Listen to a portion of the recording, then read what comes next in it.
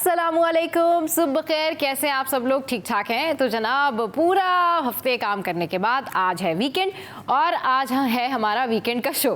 तो आज के शो में होंगी बहुत मज़े की बातें, और जिस तरह से जो वीकेंड का शो होता है ना, वो स्पेशल शो होता है जो हम आपके लिए प्लान करते हैं, हम आपके लिए लेकर आते हैं, और उसमें होते हैं मज़े के खाने और शेफ्स, और साथ साथ मज़े के टॉपिक भी होते हैं, लेकिन ऐसे टॉपिक जो आपको फ़ायदा भी दें और जिससे आपको बहुत सारी बातें जो है वो पता भी लगें। स्किन से रिलेटेड भी बहुत सारी बातें होती हैं, और पूरे हफ्ते का जो वीकली राउंड अप होता है ना न्यूज़ का, वो भी हम आपके साथ में शेयर करते हैं। तो सबसे पहले आज के इंट्रो का आगाज़ करते हैं एक बहुत ही अच्छे टॉपिक से, और ये टॉपिक है जनाब कि आपकी जो सोहबत होती है, लाइक आपका जो फ्रेंड सर्कल होता है, आप जिस तरीके से लोगों के साथ में रहते हैं, जिस तरीके से आपका लाइफ स्टाइल होता है, वो आपके ऊपर कितना असरअंदाज होता है। मतलब आपका जो लाइफ स्टाइल है, आपका जो फ्रेंड सर्कल है, उसमें कहते हैं ना कि जब आप अच्छे लोगों के साथ मूव ऑन करते हैं तो डेफिनेटली आपके अंदर अच्छे चेंजेस आते हैं। लेकिन जब आपका फ्रेंड सर्कल जो है वो इस तरह का होता है कि वो बज़ाहिर तो आपके साथ बहुत अच्छा होता है, लेकिन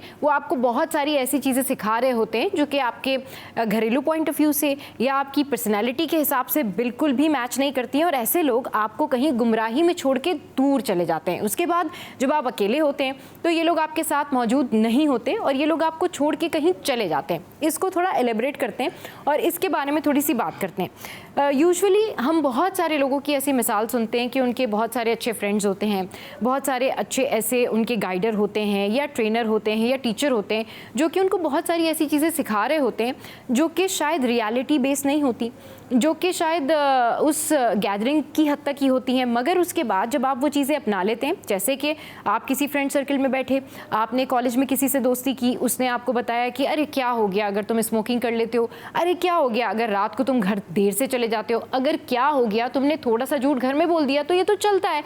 मगर जब आप ये तमाम तर चीज़ें अडॉप्ट करते हैं तो कहीं ना कहीं फिर आप अपनी फैमिली से झूठ भी बोल रहे होते हैं, कहीं ना कहीं आप इस सोसाइटी से भी झूठ बोल रहे होते हैं, और फिर बहुत सारी नेगेटिव चीज़ें आपकी पर्सनैलिटी में आ जाती हैं, जिसकी वजह से आप एक झूठ बोलने के लिए 100 झूठ फिर आप छुपा रहे होते हैं।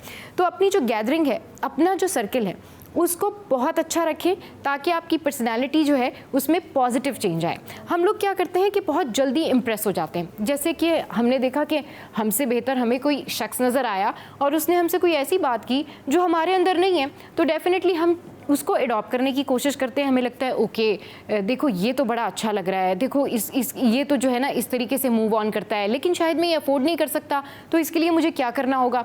तो फिर वो आपको गलत रास्तों पे डालते हैं। फिर उनकी कोशिश ये होती है कि वो किसी तरीके से आपकी पर्सनैलिटी को, आपकी फैमिली वैल्यूज़ को, या आपके जो अच्छे थाट्स हैं उनको डिस्ट्रॉय करने की कोशिश करें, जिसके लिए वो आपको बहुत सारी चमकती हुई दुनिया भी दिखाते हैं, जिसके लिए वो आपको बताते हैं कि जी देखो यहाँ पे जो है ये इस टाइप की पार्टी हो रही है, यहाँ पर जो है ऐसी गैदरिंग हो रही है, अच्छा तुम्हारे यहाँ ऐसी गैदरिंग नहीं होती, अच्छा यू डोंट स्मोक, अच्छा ये चीज़ें आप अडॉप्ट नहीं करते। आप क्या करते हैं कि उस इन्फ्लुएंस में, उस इंस्पिरेशन में कहीं बहुत आगे निकल जाते हैं और आपको लगता है कि बस यही ज़िंदगी है। फिर आप अपनी फैमिली में आके बाकियों से झगड़े करना शुरू कर देते हैं। आपको शायद अपने फैमिली मेम्बर्स उस तरह से पसंद नहीं आ रहे होते, मगर एक मखसूस टाइम के बाद जब ये सारा टाइम गुजर जाता है और आप उस कॉम्प्लेक्स के फेज़ में वापस आ जाते हैं जहाँ पर आपको ऐसा फील होता है कि आप अपनी रियलिटी से कहीं दूर जा चुके हैं और आप उन लोगों के हत्थे चढ़ चुके हैं जिन्होंने आपको सिर्फ एक फ़र्ज़ी दुनिया दिखाई और आपको शॉर्टकट सिखाए और आपको आपके दीन से भी दूर कर दिया। आपके किसी फ्रेंड ने कभी आपको नहीं कहा कि आप नमाज़ पढ़ के आइएगा या फिर नमाज के बाद कहीं घूमने जाएंगे, उसने कहा भाई आपने फ़ौरन से आना है और जल्दी आना है। तो ये तमाम तर चीज़ें होती हैं जो कि आपको ध्यान में रखनी है कि जो आपका फ्रेंड सर्कल है, जो आपकी गैदरिंग है, वो आपको किस तरफ ले जा रही है। इधर वो बहुत रिच हों, इधर उनके पास बहुत सारी ऐसी चीज़ें हों जो दूसरों से बहुत अलग हों, लेकिन आपने अपनी फैमिली वैल्यूज़ नहीं छोड़नी, आपने अपनी नमाज़ों का शेड्यूल नहीं छोड़ना, आपने अपने घर वालों की बात मानना नहीं छोड़नी। और कुछ भी हो जाए, चाहे आप छोटा सा भी आपसे कोई गलती हो, अपने घर में ज़रूर उसके बारे में बात करें। अपनी गलतियों के बारे में अपने पेरेंट्स को, अपनी फैमिली को ज़रूर एतमाद में लें। और कोई भी आपसे कभी भी कहे कि आप किसी के साथ मिलकर किसी के लिए गलत करें, तो ये कभी ना करें, क्योंकि आपकी अपनी जो पर्सनैलिटी है वो आपकी अपनी पर्सनैलिटी है। आपके पेरेंट्स ने जो आपको तरबियत दी है वो सबसे बेस्ट तरबियत होती है। अगर वो पॉजिटिव है, अगर उसके अंदर आपका जो है वो दीन दुनिया दोनों चीज़ें शामिल हैं, तो यकीन करें आपके पास दुनिया की नेमत मौजूद है, आपको किसी से इम्प्रेस होने की कोई ज़रूरत नहीं है। दुनिया में कोई भी आपको सही रास्ते पे नहीं ला सकता, सही रास्ते पे आपका कैरेक्टर ही आपको लेकर आता है। Build your character, it will make your ways, क्योंकि आपका कैरेक्टर ही आपकी पहचान होता है और ये आपका कैरेक्टर ही होता है जिस वजह से आप आगे मूव ऑन करते हैं। तो अपना कैरेक्टर बिल्ड करें, देखें आपके लिए रास्ते कैसे खुलते हैं। लोगों की बातें छोड़ें, लोगों से इम्प्रेस होना छोड़ें, लोगों की तस्वीरों से इम्प्रेस होना छोड़ें और लोगों की ज़िंदगियों से इम्प्रेस होना छोड़ें। अपना रास्ता खुद बनाएं, अपनी अच्छी पॉजिटिव गैदरिंग रखें, वो गैदरिंग रखें जिसमें ज़रूर एक दफ़ा ये बात हो कि जी किसी के साथ नेकी करनी है। वो गैदरिंग चूज़ करें जिसमें ज़रूर एक दफ़ा हेल्दी बात हो, हेल्दी एक्टिविटी हो, आपके कंट्री की बात हो, स्पोर्ट्स की बात हो, आपकी नेकियों की बात हो, फैशन की भी बात हो, लेकिन सारी चीज़ें बैलेंस हो। ये बात ना हो कि ये बात घर में नहीं बतानी, ये बात ना हो कि जी ऐसा कर लेते हैं तो ये शॉर्टकट है। इन तमाम तर चीज़ों से दूर रहिए, लोगों से इम्प्रेस होना बंद कीजिए, अच्छे लोगों को अपनी इंस्पिरेशन बनाइए और अच्छे लोगों के साथ में रहिए। ये आपकी लाइफ को मेंटेन भी करेगा। तो जनाब वीकेंड है और आप लोग जाहिर सी बात है आज जाएंगे भी, घूमेंगे भी अपनी फैमिलीज़ के साथ, तो एंजॉय भी करेंगे। तो आज का जो ये टॉपिक है मैंने सोचा ज़रूर आपके साथ में ये शेयर करूँगी, क्योंकि बहुत सारे लोग जो हैं उनकी लाइफ इस तरह से डिस्ट्रॉय हुई है कि उन्होंने अपने दोस्तों के चक्कर में या किसी भी जो है वो किसी से मुतासिर होकर बहुत सारी चीज़ें जो है वो डिस्ट्रॉय की हैं। अच्छा जनाब, अब कुछ बात करेंगे शो में आज खानों की। शेफ़ हमारे साथ होंगी, इसके अलावा आपकी कॉल्स भी हम शामिल करेंगे और मज़ीद ये कि टॉप स्टोरीज़। जी हाँ, हमारे शहर में जिस तरह से चोरी और डकैती की वारदातें बढ़ती जा रही हैं, तो रोज़ाना कोई ना कोई नई एक स्टोरी ज़रूर होती है हमारे पास और जिसका हमें बड़ा अफसोस होता है। मैं रोज़ाना सोचती हूँ कि भाई आज कोई स्टोरी ऐसी हो जिसमें किसी की कोई जान ना गई हो, कोई चोरी डकैती ना हुई हो, कोई पॉजिटिव ख़बरें हों। तो हम तलाश में होते हैं कि हमें पॉजिटिव ख़बरें नज़र आएँ, लेकिन ऐसा हो नहीं पाता। तो आज एक इंतहाई अफसोसनाक एक्सीडेंट भी हुआ है कयूमाबाद का, ये पुल था वहाँ पर, उस हवाले से भी डिस्कस करेंगे। लेकिन शो में यह वक्त तो एक ब्रेक का, ब्रेक के बाद जब वापस आएंगे तो फिर सीनियर रिपोर्टर्स हमें ज्वाइन करेंगे। आपने कहीं नहीं जाना, stay with us, keep watching city at 10।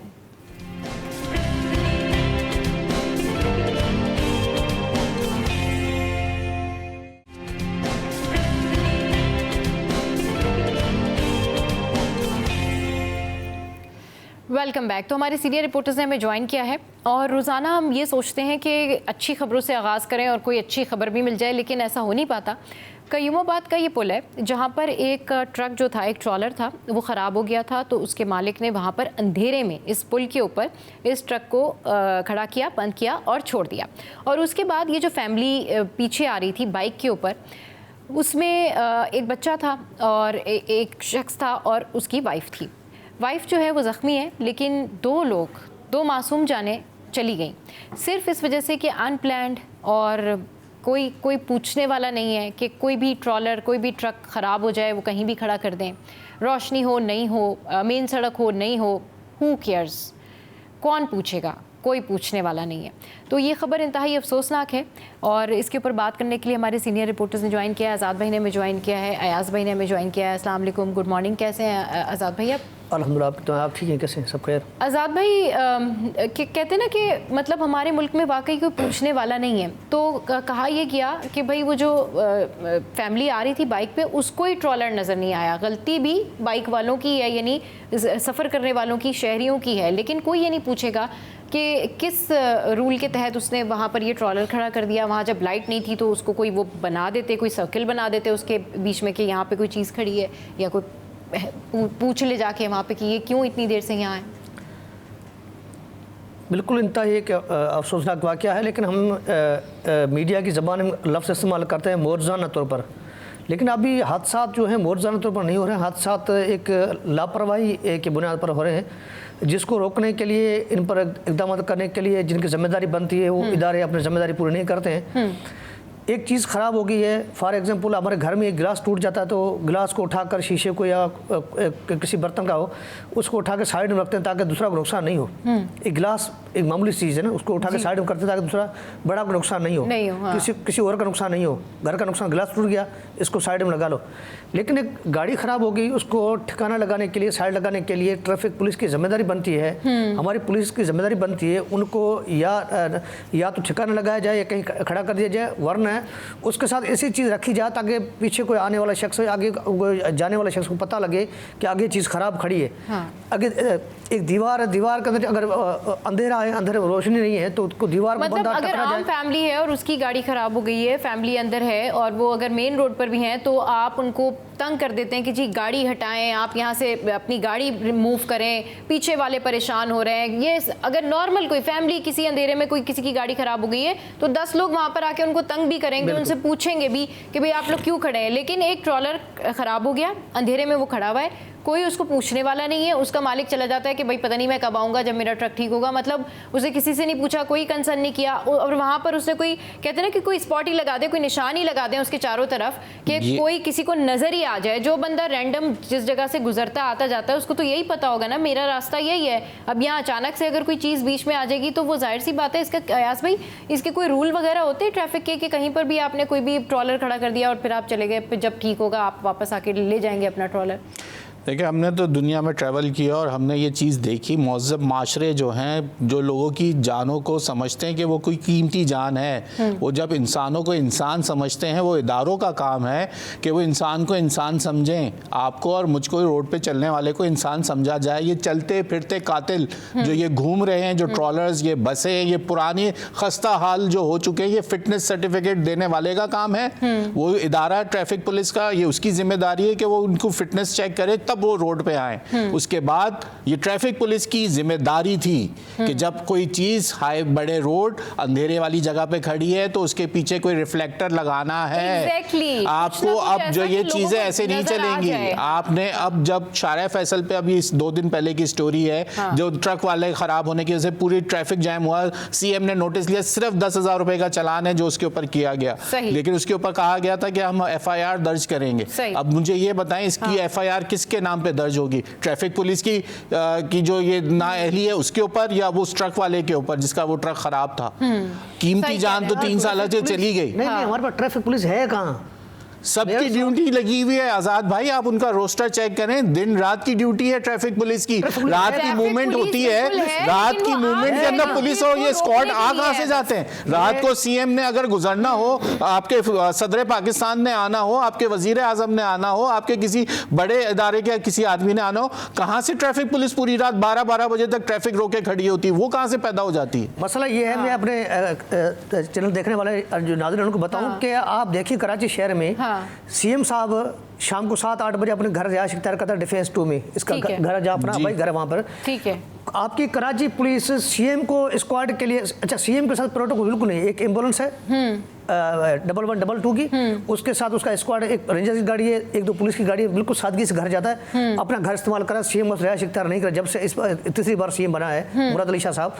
लेकिन उस वक्त आपको कैंट स्टेशन पे, आपको सदर में, आपको क्या कहते हैं डिफेंस में, DHA चौरंगी में, आपको पूरा ये काला पुल पे आपको ट्रैफिक पुलिस नजर आएगी सीएम कहाँ से गुजरता है। लेकिन उस वक्त क्या होता है, उसी वक्त 7 से 8 बजे 9 के दरमियान पूरे शहर में ट्रैफिक जाम होता है, पूरे शहर में ट्रैफिक जाम होता है। लेकिन सीएम साहब के लिए पूरी ट्रैफिक पुलिस वहां पर होती है दिखा देने के लिए कि सीएम साहब गुजर रहा है, ट्रैफिक पुलिस एक्टिव है। लेकिन मैं दावा से कहता हूं सीएम साहब उस वक्त आप नाज़ाबाद जाएं, आप गुलिस्तान जौहर जाएं, आप कोरंगी जाएं, आप औरंगी जाएं, उस वक्त पूरे शहर में ट्रैफिक जाम होता है। जब आप अपने घर पूरा शारा फैसल ले लें, पूरा कारसाज के बाद उसका हशर तो देख, कारसाज के बाद कोई पूछता नहीं है शारा फैसल को। आपको पता है रेंजर्स के अफसरान सारे जो हमारे पास पुलिस रेंजर्स को पुलिस के इख्तियार दिए गए 1 साल के लिए, रेंजर्स के अफसरान सारे शाम को गुजरते हैं शारा फैसल से, कानून नाफिज करने वाले इदारों के अफसरान गुजरते हैं शाम को शारा फैसल से, तमाम तरह हल्का ताल्लुक रखने वाले लोग गुजरते हैं शारा फैसल से। लेकिन शारा फैसल को फ्री सिग्नल करार दिया गया, लेकिन सूरत यह है कि शाम को गाड़ी से गाड़ी टकराती है, गाड़ी से गाड़ी चिपकी होती है, लेकिन ट्रैफिक पुलिस का कहीं नाम निशान नहीं। कहाँ है आपके DIG ट्रैफिक, कहाँ है आपके एडिशनल आज ट्रैफिक, कहाँ है आपके बात? अब ये देखें सब ऐसे काम नहीं चलेगा। हम ये बार आपको कह रहे हैं, अब आगाही आवाम को समझ में आ गई हैं चीज़ें। आप लोगों को अब इदारों को काम करना पड़ेगा, इस तरह काम नहीं चलेगा। जिसकी जिम्मेदारी है उसका तयन होना ज़रूरी है।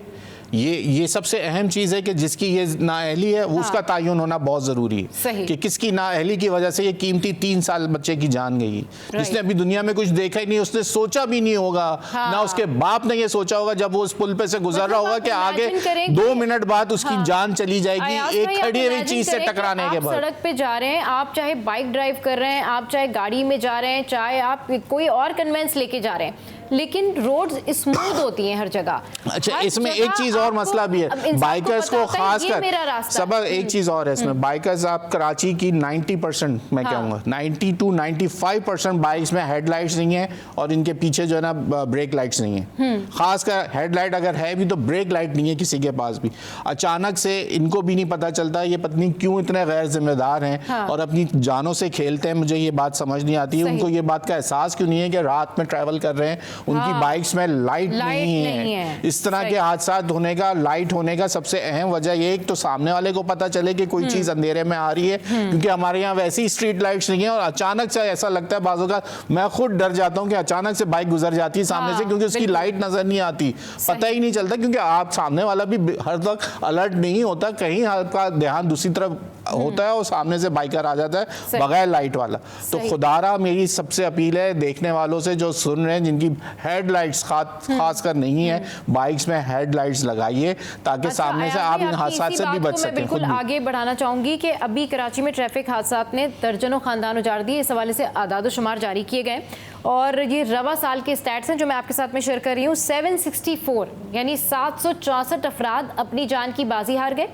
इसके अलावा ये तकरीबन 500 से ज़ायद वाक़यात मोटरसाइकिल सवार जो हैं उसमें जाँ बहक हुए हैं। तो आप जो बात कर रहे हैं ना कि बाइक के ऊपर लाइट नहीं होती या ख्याल नहीं रखते, तो 500 से ज़ायद ऐसे मोटरसाइकिल यानी मोटर बाइक चलाने वाले लोग हैं जो कि अपनी जान की बाजी हार गए। और उसकी वजह यह है कि उनके पास हेलमेट नहीं था या उनके पास जो एक सवारी का पूरा प्रॉपर प्रोटोकॉल होता है, लाइट है या उनके सवारी जो है जिस तरीके से वो चलाते हैं बाइक ठीक है या नहीं है, वो मामलात नहीं थे। ये देखें देखें, एक सबसे अहम चीज़ है कि आपके पास ट्रैफिक का सेंस होना बहुत ज़रूरी है। ये नहीं है कि आप बचपन में, हम क्या होता है बच्चों को आप जो देखते हैं जो बाइकर्स हैं, यंगस्टर क्या होता है बाप के साथ बैठे हैं, बाप पीछे बैठा चलानी शुरू कर देते हैं, छोटे छोटे बच्चे बाइक चलाते हैं और इतनी रैश और रफ ड्राइविंग है उनकी कि देख के दिल दहल जाता है। कहाँ से आएगा आज़ाद भाई? नहीं, बात यह है कि अब देखें ना, अभी हम बाइक की बात करते हैं। बाइक अगले हफ्ते की बात है। हाँ। मैं दफ्तर से वापस जा रहा था घर की तरफ, तो एक बाइक वाला था, उसने गाड़ी गाड़ी जा रही है समूथ रूट के साथ जा रही है ना, उसके रूट पे जा रही है। बाइक वाला आया, उस गाड़ी से टकरा गया, क्योंकि मेन स्पीड रोड से, मेन रोड से उसको टकराया, गाड़ी वाले उसको रोक दिया, मुँह मारी होगी, तलक कलामी होगी। मैं पीछे था, मैंने गाड़ी रोकी, मैं उतरा, पूछा भाई क्या मामला है, तो गाड़ी वाले ने कहा इसने मुझे आके गाड़ी मोटरसाइकिल मारी है। मैंने देखा शाम 7:30-8 बजे का टाइम था। उससे पूछा भाई क्या हुआ, बोला मेरे पास गाड़ी ब्रेक नहीं है। अच्छा, उस मोटरसाइकिल में सूरत ये थी ना, उसके पास लाइसेंस था, ट्रैफिक पुलिस वाला उसके पास लाइसेंस था ड्राइविंग का, और ना ही उसके पास गाड़ी के कागजात थे। गाड़ी जो टकराई थी उसमें आगे वाला लाइट नहीं थी, पीछे कुछ भी नहीं था। अच्छा, जो शख्स चलाने वाला था उसकी नज़र जो है कम से कम 2 पॉइंट्स कम थी। सही, अच्छा कम थी। अच्छा, उस बाइक में ब्रेक भी नहीं था। अभी उनकी तलक कलामी चल रही है। अच्छा कुछ भी नहीं था। सेंस की बात अच्छा, गाड़ी भी आंधी, मोटरसाइकिल आंधी, खुद भी अंधा। अच्छा, गाड़ी ब्रेक भी नहीं था। उनकी तलक कलामी चल रही थी। अच्छा, ट्रैफिक वाला जो इंस्पेक्टर था बड़ा अच्छा बंदा था, कश्मीरी था मेरे का। उससे मैंने कहा यार अभी इसका सजा जजा क्या है? सही। बोला यार जिस शख्स के पास नहीं चश्मा, नज़र भी कम है, ब्रेक भी नहीं है और गाड़ी की लाइट भी नहीं, क्या करें? मैंने कहा माफ़ कर दो। उसको मैं नसीहत की, मैंने कहा खुदा के बदे आप इतनी उम्र गंवा चुके हो, लेकिन सूरत ये है कि आप कम से कम सस्ते से सस्ती सवारी मोटरसाइकिल है, थोड़ा एहतियात तो करो ना। तो उसने कहा मेरे से गलती होगी। अब देखें यहाँ पे आप रुक जाए, आपने जो ये कहा ना इसको माफ़ कर दें। अब मैं थोड़ा सा आपको बैग पीछे लेके जाता हूँ। आप किसी गाड़ी वाला, अब कोई गाड़ी वाला इस गाड़ी वाले, इस बाइक वाले को अगर मार देता, हाँ सोचें, तो ये एक बहुत बड़ी खबर थी और वो गाड़ी भी थोड़ी बड़ी होती। तो आपके पास खबर ये थी कि अमीर ज़ादे ने एक गरीब को कुचल दिया। सही। गलती उसकी होती। अब मैं आपसे ये बात बताना चाह रहा हूँ, यहाँ पे हजारों डंपर वाले कुचलते हुए आपके बाइक वालों को मार देते हैं, वो नशे में होते हैं। डंपर वाला बगैर बड़ी हैवी ट्रैफिक, मैं वसूख से ये बात कर रहा हूँ, हैवी ट्रैफिक हैवी आपकी जो है चलाने वाले जो ट्रक हो, बस हो, लोडिंग गाड़ी हो, वो बगैर नशा किए नहीं चलती इस शहर के अंदर। इस शहर में क्या, पूरे पाकिस्तान में इस पोर्ट से जो ट्रक निकलता है वो जब खैबर जाता है ना, तो पूरे नशे की हालत में ही पहुंचता है वो, ये दुनिया जानती है। ये दुनिया जानती है कि वो कौन सा नशा इस्तेमाल करते हैं। चर्च का खुश्क नशा, खुश नशा होता है उनका। तो चर्च ये वो हमारे- नशे हैं। ये अगर वो ट्रक वाला मार दे, बस वाला मार दे, तो वो खबर नहीं है, या वो लोगों के अंदर जज्बात पैदा नहीं होते। हाँ। वो बाइक वाला जिसको आपने माफ करवा दिया, उसको कोई गाड़ी वाला मार देता, सही। या वो खुद गाड़ी पे आ जाता नीचे, हाँ। उसकी गलती हमेशा गाड़ी वाले गाड़ी की। वाले। आपको अगर बाइक वालों को भाई ये बात समझने की जरूरत है, 90% यहाँ बाइक वालों के पास लाइसेंस नहीं है और लाइसेंस वो लेना भी नहीं चाहते। तो आपको गाड़ी से सेफ डिस्टेंस पे गाड़ी चलानी है। कानून है, दुनिया का कानून है कि एक गाड़ी को एक गाड़ी से सेफ डिस्टेंस से निकलना है या ओवरटेक करना है। सही। वो मेरे बराबर में ऐसे होता है कि मैं उस शीशा भी अगर मेरा थोड़ा बार खुलता हो ना, तो बाइक वाला गिर जाए। इतने चिपक के आपकी गाड़ी से चलाते हैं।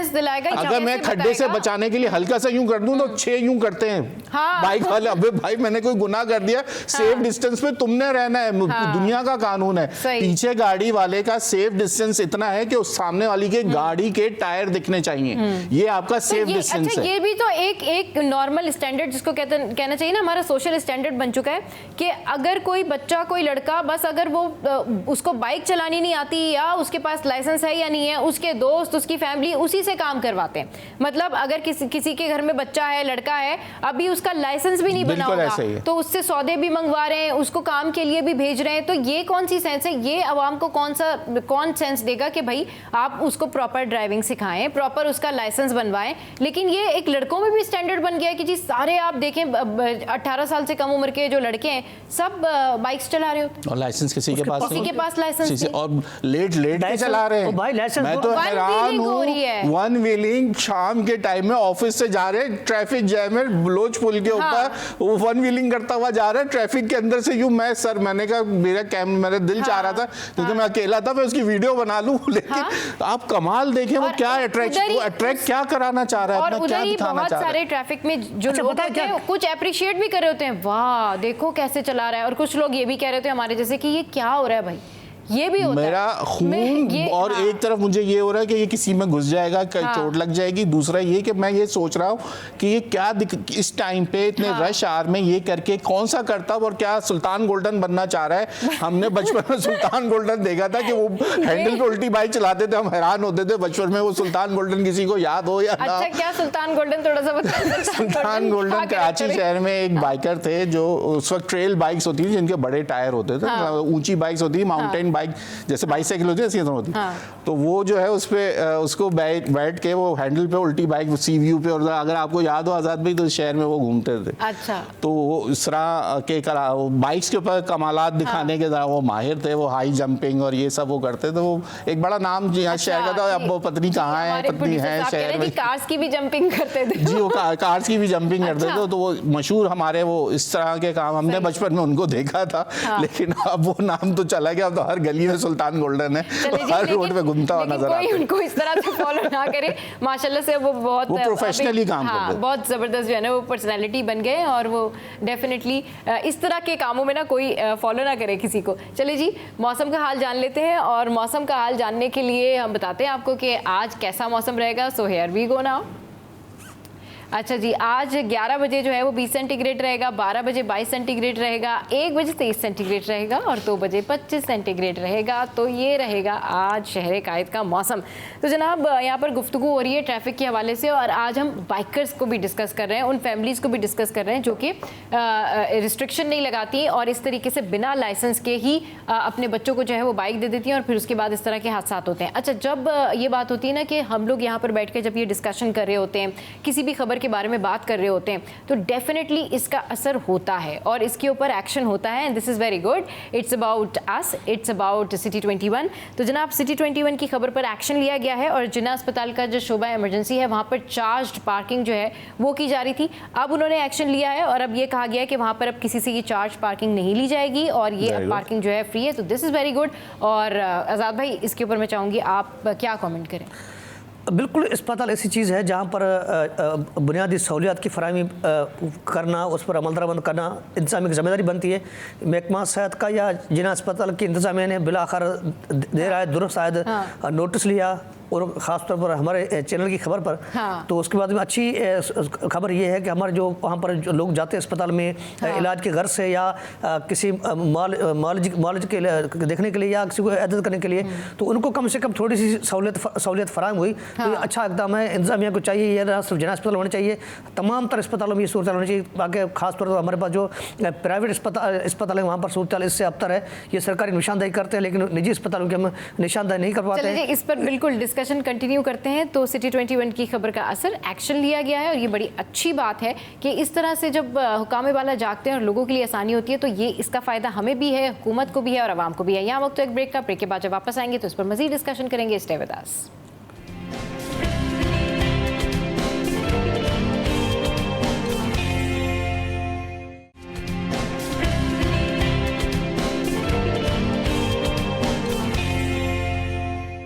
Welcome back. तो जनाब जब हम ब्रेक पे थे तो ज़्यादातर लोग ये बाइक के हवाले से ही बात कर रहे थे कि 95% जो है ना वो बाइक वालों की गलती होती है और उनको अपनी गलतियां ठीक करनी चाहिए। एक तो ये आज़ाद भाई, ये अयाज भाई, ये जो चिंची रक्शे और ये बाइकर्स, ये दोनों क्यों अपनी SOP के तहत ये ट्रैफिक रूल्स फॉलो क्यों नहीं करते? कभी भी कोई एक्सीडेंट जो नॉर्मल ट्रॉलर या बस के अलावा आपको सुनने को मिलेगा ना, वो उसमें बाइक होगी या चिंची रक्शे का जिक्र लाजमी होगा। और चिंची रक्शे आप देखें ये चलाते कैसे हैं कि वो इतना वजन, इतने लोग उसके अंदर होते हैं और वो तेज स्पीड में चला रहे होते हैं और अचानक से वो आगे जाके पलट जाता है और कोई पूछने वाला नहीं। अब देखिए वो 3 व्हीलर है। हाँ। एक तो उसके ऊपर वजन, उसका अगर आप तनासुब देखें कि हाँ। उस पर लोड आ जाए। सही। अच्छा, उस पर चलाने के बाद मजे की बात ये कि वो अपने साथ भी, जब उसका हैंडल यूं है ना, हाँ। अंदर से उसको यूं चलाना है उसने। अब मेरी ये मूवमेंट जैसे ये रिस्ट्रिक्ट हो रही है, मेरे बराबर में भी एक आदमी बैठा है तो उसको ये घुमाने में कितनी प्रॉब्लम होती है। आप टकरा रहे हैं, दोनों साइड पे वो आदमी आगे भी बिठा लेंगे यूं करके, वो आधे अंदर है और आधे बाहर आगे आधा वो बेचारा उसके साथ बैठा हुआ है, एक टांग उसकी वैसी आधी बाहर है जो चिंची में बैठा। अगर हम अपने रक्षों के हालात पोर्ट्रे करें ना तो बाहर इसके ऊपर मूवीज वैसे बनी हुई होंगी, मूवीज बन जाएंगे। इतनी छोटी सवारी के अंदर इतने लोग और इतना सामान। जो सिलसिला हमारे साथ है ना वो हमारे बॉर्डर पार भी ऐसे ही है। वहाँ तो ज्यादा काम हो रहा होता है, वो चीजों को फौरी पोर्ट्रेट कर देते हैं। अब बात ये है कि जहाँ आप बात करेंगे कि बाइकर्स, देखें मैं फिर बार बार ये बात कह रहा हूँ कि बाइकर्स की गलती है, उनके पास रोड सेंस होना बहुत ज़रूरी है। मैं बार बार 2 चीज़ें देखें आप। अच्छा, आपको एक और मज़े की बात बताऊँ, कराची से बाहर निकले, इंटीरियर में ये आपको बताएंगे कोई भी बाइक बगैर शीशों के नहीं होती। आप चले जाएं बगैर शीशों के वो बाइक होती ही नहीं है। बैक लाइट है। आप इस शहर में रह के उसके पास अगर बाइक होगी, यार गद्दा गाड़ी में लगा दे पीछे रिफ्लेक्टर लगे होते हैं। हाँ, ट्रैक्टर में लगे, हर चीज ट्रैक्टर पे चीजों पे मुझे हैरानी होती है कि आप इस शहर में रहने वाले पढ़े लिखे लोग, चलो भाई आप चलो पढ़े लिखे नहीं हो, कम से कम चीजों की आगाही है आपके पास, पढ़े लिखे हैं, एक दूसरे से आप सुनते हैं मतलब। और उसके बाद वो बड़ा फखरिया इस तरह से बात करते हैं कि भाई हमारी बाइक जो है ना वो ठीक नहीं है। क्यों? बाइक की बैकलाइट ठीक नहीं है। क्यों नहीं ठीक? करवा लेंगे, काफी टाइम हो गया। आजाद भाई ये सिचुएशन है। क्या है, मैं अगर कराची में गाड़ी ड्राइव करता हूँ हाँ। तो मुझे गांव के जो लोग हैं उसमें बड़ा ड्राइवर है, कराची में गाड़ी ड्राइव करता है। हाँ। मतलब हैवी ड्राइवर है। हाँ बिल्कुल हकीकत ये है। हाँ भाई ये तो कराची में गाड़ी चलाता है, ये तो बड़ा अच्छा ड्राइवर है। अच्छा सही बात। देहात में गाड़ी चलाना बड़ा मुश्किल है। ये वाली मेंटालिटी भी है कि कराची में ड्राइव करते हैं तो बड़ा बड़े अच्छे हैवी ड्राइवर। अच्छा लाइसेंस हो या नहीं हो, चाहे बाइक चला तो। अच्छा फॉर एग्जाम्पल मैं किसी बाइक वाले का नाम इस्तेमाल नहीं करता हूँ क्योंकि हो सकता है मुझे ठोक न दे। मामला ये है कि मैं खुद बाइक चलाता हूँ, ठीक है, मैं बाइक चला रहा हूँ, मेरे बाइक में ना आगे लाइट है ना बैक लाइट है, मैं बाइक पर सवार हूँ। अच्छा एक SOP उसूल है। जब मैंने ड्राइवरिंग सीखी थी तो मुझे मेरे उस्ताद ने सिखाया था कि भाई आप गाड़ी चलाओ तो आपके पास चप्पलें इस्तेमाल मत करो, आप शूज ऐसे इस्तेमाल करो तो आप ब्रेक में स्लिपिंग वगैरह नहीं हो, फंस जाती चप्पल, ताकि फंस न जाए, नुकसान बड़ा हो जाए। अपने आप को पहले संभालो। एक ड्रेसिंग होती है हर चीज़ की, इस तरह ड्राइवर के लिए SOP है, उस SOP पर अमल करना जरूरी है। मसला ये है कि मैं बाइक चला रहा हूँ, मैं बाइक पर सवार हूँ, मेरा छोटा सा बच्चा जो है वो मेरे आगे लेटा हुआ ऐसे, सही, ठीक है। अच्छा बाइक के इस साइड पर, अच्छा साइड ग्लास भी नहीं है, इस तरफ छाप रहे हैं, कपड़ा खरीदा, बीवी के बच्चों के सब्जियां फल ये पड़े, उस तरफ 4-5 थैलियां, उस तरफ 5-10 थैलियां। अच्छा मेरी वाइफ पीछे बैठी हो, उसकी गोद में बच्चा हो और उसका जो क्या कहते हैं इसको, बैग इधर फंसा हुआ हो। अच्छा खातून मोटी भी हो, शोर कमजोर भी हो मेरे जैसा। अच्छा बाइक चला रहा है, लाइट भी नहीं, कुछ भी नहीं हो, चलती जा रही है, मतलब आप रोड जो एसओपी पर अमल दरामद नहीं कर रहे, फुटपाथ पर कभी जा रहे हैं, कभी उधर जा रहे हैं, कभी उधर जा रहे हैं, कभी उधर जा रहे हैं। अच्छा मैं खुद अच्छा आजाद भाई सही कह रहे हैं, बाइकर्स की ना अपनी दुनिया। अच्छा मैं मौत को दावत खुद दे रहा हूँ या से भी उनको जाना है, वो किधर से भी जो है ना वो रास्ता निकाल के चले जाएंगे, इधर से जाएंगे, एक इधर से मजे चले की चीजों जाएंगे। से ब्रेक नहीं लगाना, ऐसा मुझे लगता है कि बाइक का और रिक्शे का ये असूल है कि टायर निकल जाए उसके बाद वो पूरे निकल जाए। पता क्या है, मैं बाइक चला रहा हूँ, आगे जा रहा हूँ, पीछे जा रहा हूँ, कुछ कर रहा हूँ, गाड़ी इस्तेमाल कर रहा हूँ, जा रहा हूँ, ठीक है, लाइट भी नहीं है, कुछ भी नहीं है, कोई एसओपी नहीं है, मेरे पास गाड़ी के कागजात भी नहीं है, लाइसेंस भी नहीं है, लेकिन मैं उस रोड का बादशाह हूँ जैसे मेरे बाप का रोड है। अच्छा फुटपाथ इस्तेमाल कर रहा हूँ, सब कुछ कर रहा हूँ, उसके बावजूद मैं किसी को गाड़ी मारता हूँ, गाड़ी मारने के बाद गलती मेरी खुद की है, लेकिन मैं गाली देता हूँ उसको, गाड़ी वाले को। पता नहीं कौन कौन अल्फाज निकालते हैं मोटरसाइकिल वाले, आप तस्वर नहीं कर सकती है। अच्छा इस बाइक वाले से ये पूछे इसको जाना कहाँ है, किस बात की जल्दी है? अच्छा वही थोड़ा सा ट्रैफिक जैम है, फुटपाथ पे चढ़ जाएंगे, फुटपाथ के साइड से जा रहे, अरे भाई हम भी जा रहे हैं, हमारी भी नौकरी है, हमने भी काम पे जा रहे हैं, तुम्हें किस बात की जल्दी है?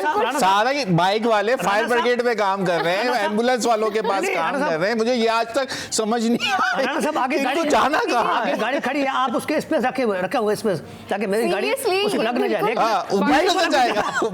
इट्स टोटली सेंसलेस कि ये बाइकर्स ने कसम से आप यकीन करें, शहर में गाड़ी के बम्पर आप पेंट कराएं, उसके नक्के लगवाएं और ये बाइकर वाले आके रश के अंदर पीछे से आके टायर मारते, आप खड़े हुए रश में आके मार देंगे। अरे भाई गाड़ी का हल्के से स्क्रू पे लगा वो बम्पर, हर छोटी गाड़ी का बम्पर देखें यूं गिरा हुआ होगा साइड से। सही सही बिल्कुल ठीक कह रहे हैं। और ऐसा नहीं है, ये बाइकर्स मतलब मोटर बाइक्स हम सबके घरों में होती है, हम सबके घरों में ये चलाने वाले होते हैं, हम अपनों से भी यही सवाल कर रहे हैं और बाकियों से भी यही सवाल कर रहे हैं। गाड़ी पे बाइक पे बैठ के उसकी जल्दी होती है, साइकिल चेंज हो जाती है आपको, मतलब सुकून से आप जा सकते हैं, आप ही को सबसे ज्यादा जल्दी होती है, आप ही सारे रास्ते अपने रास्ते बना लेते हैं। खैर मौसम का हाल जान लेते हैं और अक्सा हमारे साथ है और देखते हैं कि मौसम के हवाले से आज अक्सा हमें क्या बता रही हैं। और साथ साथ जो है भाई नाश्ते वास्ते भी चल रहे हैं, वीकेंड है तो क्या बात है। Aqsa over to you. Morning Saba ji, शहर कायद की अगर मौसम की बात की जाए तो शहर कायद में मौसम जो है मज़ीद सर्द हो गया है, जिसकी वजह से दर्जा हरारत में कमी होने लगी है। हम इस वक्त मौजूद हैं कराची की मशहूर फूड स्ट्रीट बंस रोड पर। जैसे ही शहर कायद में सर्दी बढ़ी है तो लोगों की बड़ी तादाद नाश्ता करने के लिए बंस रोड पर पहुंच गई है। आज वीकेंड वैसे भी है, हफ्ता है तो शहरी जो है, और बच्चों की छुट्टियों का भी पहला दिन है तो फैमिलीज यहाँ पे मौजूद है अपने बच्चों के साथ जो नाश्ता कर रहे हैं। कुछ फैमिलीज से हम भी बात करते हैं, हम इनसे जानते हैं कि ये अपनी छुट्टियाँ किस तरीके से एंजॉय कर रही हैं। बच्चों की छुट्टियाँ हो गई हैं, सर्दी भी बढ़ गई है, तो आप लोग नाश्ता करने के लिए आए? जी हाँ, बच्चों की पहला दिन है ना आज छुट्टी का, तो इसलिए हम बच्चों के साथ एंजॉय करने आए और इसके बाद हम पिकनिक पे जाएंगे नाश्ता करने के बाद। मतलब इतनी ठंड में आप लोग पिकनिक पर भी जाएंगे? कहाँ जाएंगे बताओ? जो है वो सैंडस्पिट जाएंगे और इससे पहले हम लोग यहाँ नाश्ता करने के लिए रुके हैं। अरे बताओ क्या कर रहे हैं, मज़ा आ रहा है? जब बच्चे भी हमारे साथ हैं, हम बच्चों से बात करते हैं। आप बताएं, छुट्टी का पहला रोज़ है, मज़ा आ रहा है? यस।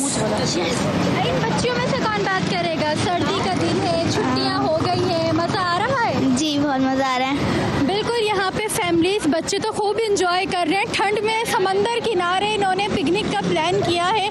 अगर हम शहर कायद के दर्जा हरारत की बात करें तो इस वक्त शहर कायद का जो मौजूदा दर्जा हरारत है वो 12 से 14 डिग्री सेंटीग्रेड रिकॉर्ड किया जा रहा है, लेकिन उसके बावजूद शहर कायद के बासी कोई ऐसा मौका हाथ से नहीं जाने देते जो एंजॉयमेंट का हो। फैमिलीज अपने बच्चों के साथ तो आ गई हैं, बड़ी तादाद में यहाँ पे लोग मौजूद हैं जो नाश्ता करने के लिए यहाँ पर आए। नाश्ते का एहतमाम किया जा रहा है, गर्मा गर्म पराठे, हलवा पूरी और चटपटी सी कचौरियाँ भी यहाँ पर लोग ऑर्डर करके उनसे खूब लुत्फानंदोज़ हो रहे हैं। तो जनाब अक्सा हमें बता रही थी मौसम के साथ साथ नाश्तों का हाल भी, और वाकई में बच्चों की छुट्टियां हो गई हैं तो अब तो नाश्ते और सैटरडे और संडे कल तो यानी धमाल होने वाला है। कल तो भाई नाश्तों के ऊपर जो है ना वो बहुत आवाम होगी और दुनिया जाएगी। ये मौसम ही ऐसा है। आज़ाद भाई आपका कोई प्लान है? और अयाज भाई दोनों ज़रा बताइए, कोई प्लान है नाश्तों वाश्तों का? जाते हैं आप नाश्तों वाश्तों पे? सच बताऊं? हाँ बिल्कुल। अच्छा बच्चों की छुट्टियां होगी ना, हाँ मेरी फैमिली सुबह सवेरे 7:30 बजे गांव चलेगी। अरे मैंने तो नाश्ता ही नहीं किया। मैं तो बोलूँगा आप देख अयाज भाई आप? अच्छा संडे को थोड़ा हम सोचते हैं कि थोड़ा एहतमाम करें, तो बाहर तो जाना नहीं होता क्योंकि वो थोड़ा सा रश बहुत ज़्यादा होता है और हलवा पूरी का दिल चाहता है। हाँ। अक्सर हम महीने में या उसके अंदर एक दिन होता है कि मैं बादाबाद से जाके ज़रा मशहूर है वहाँ की, हाँ, सही, तो हलवा पूरी खाते हैं। तो आपने आज बोल दिया शायद कल कल जो है वो हलवा पूरी का नाश्ता। सिटी कोट के छोले मशहूर हैं। वो मुर्ग छोले हैं आज़ाद भाई। आप संडे की सुबह वो मेरे लिए मुर्ग छोले खाने में, आप सिटी कोट मेरे घर से तकरीबन वो जो है दोपहर का खाना ही हो जाएगा। चलो जायद निहारी खा लेंगे, मशहूर है। हाँ, जायद थोड़ा तारिक रोड पे करीब पड़ चलिए जी, जाएगा। सुबह सुबह जो है वो वीकेंड है और नारी और जो है ना वो नाश्तों की बातें हो रही है। तो जनाब हमारे सीनियर रिपोर्टर्स हमारे साथ मौजूद थे, आपका बेहद शुक्रिया। और जिस तरह से हमारी जो टॉप स्टोरीज होती हैं वो हमारी कोशिश होती है कि वो हम आपके साथ शेयर करें, और ऐसी टॉप स्टोरीज जिससे आपको भी फ़ायदा हो और आप भी कुछ सीखें और हुक्काम बाला तक आवाज़ भी जा सके। तो यहाँ वक्त है ब्रेक का। ब्रेक के बाद जब वापस आएंगे तो फिर मजीद होंगी खाने पीने की बातें। आपने हमारे साथ ही रहना और आप हमें कॉल भी कर सकते हैं। Stay with us, keep watching city gate. Welcome back. तो हमारे साथ इस वक्त मौजूद हैं फराज, जो कि हमारे लिए आज ढूंढ के लाए हैं सूप और कश्मीरी चाय, और इनसे जानते हैं ये आपने जाके इसका व्लॉग बनाया, कैसा आपका एक्सपीरियंस रहा। और उससे भी पहले welcome to the show. Thank you. आपने पिछली बार मुझे टारगेट दिया था कि मुझे कोई अच्छा सा सूप हंट करना है और कश्मीरी चाय, राइट। तो दोनों चीज़ें मैंने हंट की हैं। अच्छा। और सूप तो देखें, सूप की तारीख ना बड़ी पुरानी है, 6000 साल कबले मसीह से चलता हुआ आ रहा है। लोग मिट्टी के बर्तनों में बनाते थे और पहले इसको गोश्त और शोरबे की शक्ल में इस तरह बनाया जाता था। अब फिर वो मुख्तलिफ इसकी तहजीबों ने इसको अपनी सकाफत का हिस्सा बनाया। सही। आज आपके सामने सूप कितनी इकसाम के हैं। खैर, पहली बार जो मैं सूप हंट करने गया, आयशा मंजिल पर फिदाई ट्रॉमा सेंटर के सामने दर्जन उठिए लगे हुए सूप के, बहुत सारे हैं। तो वहाँ पर उनका मैंने मालूम किया कि यहाँ पर सबसे अच्छा सूप किसका है। अच्छा। तो बहुत लोगों ने मुझे कहा कि शाहिद भाई। Okay. शाहिद भाई के पास काफ़ी रश भी लगा हुआ था। मैं शाहिद भाई के पास गया और उनका सूप ट्राई किया। शाहिद भाई से जब मैंने बात की तो उन्होंने बताया कि ये काम उनके वालिद के टाइम से चल रहा है। इनके वालिद 80 की दिहाई में ये लगाते थे। और उस टाइम पे चिकन सूप जो है 10 रुपए का। अच्छा, और 10 रुपए का सूप? 10 रुपए का चिकन सूप। अच्छा, सही। और अंडा सूप जो है, अंडा चिकन सूप, वो 12 रुपए का देते थे। चले जी, शाहिद भाई की जो स्पेशलिटी है वो सामने आ गई है। फराज जरा थोड़ा सा बताएं, ये आप इसको जो है वो कवर करके आए, ये बड़ा ज़बरदस्त लग रहा है। ये चटनी और ये जनाब सूप बनने की तैयारी की जा रही है, और ये बड़ा मज़े से डिलीशियस सा सूप है। और ये इसका बताएं कि इसके क्या इंग्रेडिएंट्स थे और उन्होंने इसके हवाले से मजीद क्या बताया। और अंडे शंडे भी यहाँ पर रखे हुए हैं। अच्छा, ये चिकन कॉर्न सूप है। चिकन कॉर्न सूप है। इसमें अंडा और पापड़ी जब शामिल करा के अब अगर जो करवाते हैं ना, तो अब जो नॉर्मल चिकन सूप जो उस टाइम पे 10 रुपए का मिलता था, वो अब 110 रुपए का है। 110 रुपए। जो उस टाइम पे 12 रुपए का मिलता था इनके पास, अब वो 160 रुपए का है। अच्छा। और उसमें अगर आप पापड़ी ऐड करवा लें तो 180 रुपए का। मैंने वो वाला ट्राई किया था। साथ इन्होंने चिली सॉस दिया, सोया सॉस दिया और चिली सिरका दिया, नमक और काली मिर्च। सोया सॉस, चिली सॉस और चिली सिरका। 180 रुपए का बाउल था। अच्छा खासा हैवी था और वहाँ के लिहाज से ठीक था। मैं ये नहीं कहूँगा कि बहुत अच्छा था, वहाँ के लिहाज से अच्छा था। अगर आपको आयशा मंजिल तक सूप चाहिए, उससे बेहतर और उससे सस्ता सूप, उसके लिए फिर मैं गया, आपका टारगेट था, तो मैं गया हैदरी। अच्छा, ओके। मदनी मॉल के बिल्कुल ऑपोजिट जो गली जा रही है वहाँ पर है अल हुसैनी सूप। अच्छा। और बोरी वाले चलिए, मेरे एरिया से थोड़ा करीब की जगह हो गई, तो ये आपने मुझे अच्छी जगह बता दी है। मेरे घर से थोड़ा सा करीब। अच्छा, यहाँ मैं आपको बताऊँ, इनके पास जो है ना, जो वहाँ पर 180 रुपए का सूप मिल रहा था, यहाँ पर इनका सबसे महंगा जो सूप है वो 100 रुपए का है। ओके। 50 रुपए से शुरू होता है और 100 रुपए तक जाता है। 100 रुपए से महंगा कोई आइटम नहीं इनके पास। अच्छा। और रश इनके पास इतना, अगर आप देखें तो लोग फुटपाथ तक पर बैठ के खा रहे हैं। अच्छा। उनकी छोटी सी दुकान है, उसके अंदर लोग अलग बैठे हैं, बाहर लाइन लगी है। ओके। और लाइन इतनी दूर तक लगी है कि आपका पूरा जो रोड है वो ब्लॉक हो गया है। एक शख्स सिर्फ पार्सल बना रहा है और जो सूप, ये आप वो हैदरी वाली की बात कर रहा हूं। सही, ठीक है। और जो शख्स बाउल बना रहा है उसके पास इतना टाइम नहीं है कि वो बाउल बना के चमचा तक डाल दे। वो बस बाउल बना रहा है, देते जाएं और आपने बाउल आपके हाथ में आ गया। इतना मजे का है सूप, इतना मजे का है, सस्ता भी है और जाहिर है कि 100 रुपए से ऊपर का कोई इनके पास है नहीं। सबसे अच्छा सूप 100 रुपए का है। जो वहाँ मैंने 180 रुपए का पिया था, क्वांटिटी भी अच्छी। बाउल आपके हाथ में आया, आपकी जिम्मेदारी आप चमचा ढूंढें। उनके पास मसाले डालने का टाइम नहीं है, उसके जो लवाजमात हैं वो बाहर रख दी हैं। ये आपकी जिम्मेदारी है कि आप लवाजमात डालें। दे देते सूप और आप अपना चमचा अगर लेके जाना है तो घर से ही ले जाए तो ज्यादा नहीं, उनके पास रखे हैं, लेकिन हर 5 मिनट बाद में जो ना वो खत्म हो जाते हैं। हर 5 मिनट बाद सूप की बाल्टी डलती है। आपने कौन सा वाला, ये आप गए थे ना वहाँ पर हैदरी में मदनी मॉल की तरफ, ठीक है। अच्छा जी, ये देखिए क्या जबरदस्त। वैसे आप टॉपिंग शॉपिंग तो बड़ी अच्छी हुई है इसकी। और रश कितना है यहाँ, आप देखें ना, एक अंडा ही अभी तकरीबन कितना है यहाँ पे। और सही कह रहे हैं, वाकई इनके पास टाइम नहीं है, यहाँ पर बहुत रश है। और बहुत अच्छा भी ये लग रहा है, मतलब दिखने में तो ये बड़ा अच्छा सूप लग रहा है। जो शख्स सूप पी लेता है उसके बाद कुछ लोग हैं जो बाल्टियां लेके घूम रहे हैं। आपने सूप पी लिया तो आप गंदे बर्तन उसमें डाल दें। वो मुसलसल बाल्टियां आ रही हैं और धुलने जा रही हैं, और उसमें भी कुछ टाइम में ऐसा होता है, कुछ टाइम के लिए बर्तन खत्म हो जाते हैं तो हाथ रुक जाता है। ओह गॉड, यानी कि इतना ज़्यादा फेमस है। मैं ज़रूर आज ही मैंने जो है ना वो शाम को यहाँ पे, बल्कि मैंने जाना भी है मार्केट, तो आज ही हमारी टीम जाएगी आज शाम को, तो बस ठीक है। शुमाला, सादिया, आप तैयारी पकड़ो। इन्होंने मुझसे बात भी नहीं की क्योंकि इनके पास टाइम नहीं था। उन्होंने बोला बस शूट करो। इन्होंने बस मुझे ऐसा कर दिया कि मैं इनके पास सामने खड़े होकर शूट कर रहा था, तो उनको पता था कि मैं बहुत देर से आया हूँ, तो इन्होंने मुझे इतना फेवर दिया कि हाँ आप देर से आए हो, आप लाइन में मत लगो, हम आपको यहीं पे बाउल दे देंगे। तो उन्होंने इतना मेरे साथ फेवर किया, बाकी उनके पास टाइम बिल्कुल नहीं है।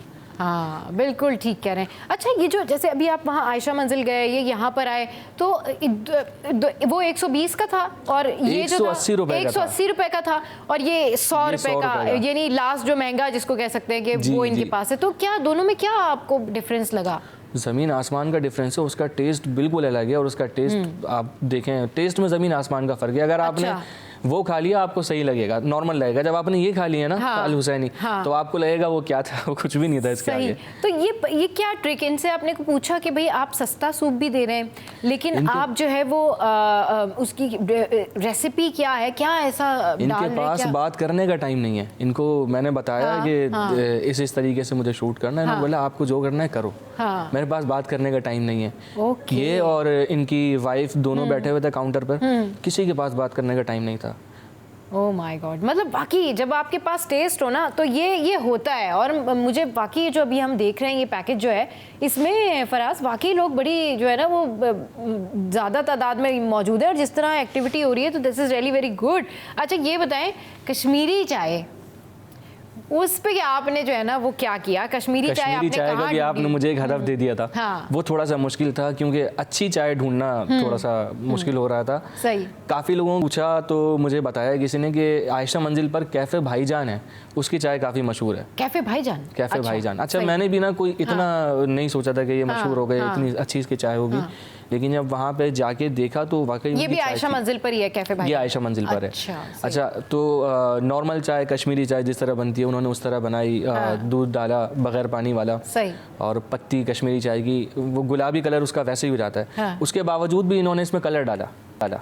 सही। देखिए जी, आ गई कश्मीरी चाय। अच्छा यही तो मैं अभी पूछ रही थी सबसे कि ये पिंक ये क्या, ये स्ट्रॉबेरी सी लग रही है, पिंक इसका कलर? इसका कलर जो है ना वैसे भी थोड़ा पिंकिश होता है, लेकिन उन्होंने उसके बावजूद, पिंक होने के बावजूद इसमें कलर डाला, तो इसका कलर और जो है ना वो वाइब्रेंट हो गया आपके लिए। इसकी क्या रेसिपी, इसकी क्या वैसे उन्होंने कुछ बताया आपको रेसिपी क्या होती है? इसको बहुत ज्यादा दूध को जो है वो पका रहे होते हैं, काट रहे होते हैं, और फिर वो दूध तो मुसलसल उनके पास कड़ ही रहा होता है, चूल्हे पे चढ़ा होता है, तो उसको डाल के ये इसमें चीनी डालते हैं। अच्छा। और चीनी के साथ कश्मीरी चाय की अलग पत्ती आती है। तो ये घर में क्यों नहीं बन पाती कश्मीरी चाय? मतलब भाई कोई भी मैंने नहीं देखा कि किसी को भी कश्मीरी चाय बनानी आती हो, घर में नहीं बना सकते? मेरे घर में बहुत अच्छी बनती है। बहुत अच्छी बनती है। बहुत आसान सी रेसिपी है इसकी।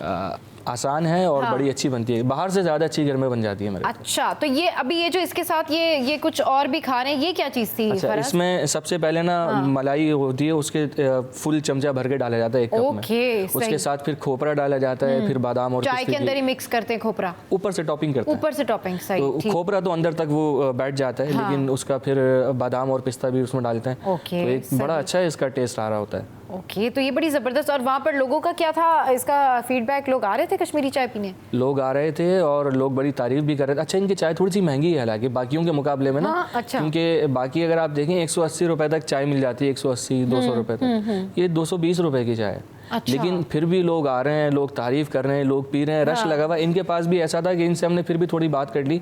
इनके पास भी लाइन लगी हुई थी चाय के लिए। अच्छा, सादी चाय भी होती है, उस पर भी बड़ा रश होता है। सही। और कश्मीरी चाय भी लोग पूरी रात यहाँ पे आके पीते हैं। अच्छा, ये पूरी रात खुला होता है? 7 बजे वीकेंड पे या रोजाना? नहीं, रोजाना 7 बजे चाय, कश्मीरी चाय मिलना शुरू हो जाती है। आयशा मंजिल पे? जी। शाम 7 बजे, रात 7 बजे मिलना शुरू होती है और सुबह 7 बजे तक मिलती रहती है। Oh that's really great. तो ये अच्छा, जो फैमिलीज वगैरह आती हैं वहाँ पर, फैमिलीज और सारे फैमिलीज के लिए इन्होंने ऊपर फैमिली हॉल बनाया है। तो अच्छा। हाँ, वहाँ बैठ के भी पी सकते हैं फैमिली। बाकी जो लड़के वगैरह हैं वो नीचे सड़क पे भी इन्होंने कुछ टेबल्स डाली हैं और नीचे अंदर भी इनकी जगह है। पराठे और भी चीज़ें इनके पास काफ़ी हैं, चाय, पराठा, आलू का पराठा, कीमे पराठे, ये सारी वेराइटीज़ हैं इनके पास। सही।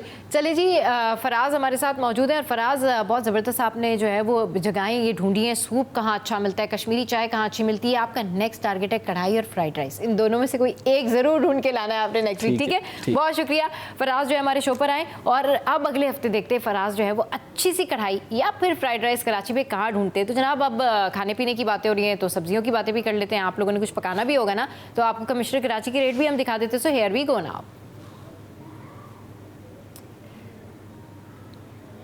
चलिए जी, सब्जियों के रेट जो है वो कमिश्नर कराची के हम आपको बाद में बताएंगे। पहले हम चलते हैं हमारे करस्पॉन्डेंट की जानिब, जो कि बता रहे हैं कि आज मार्केट में क्या भाव है, क्या ताव है। तो फिर चलते और जानते।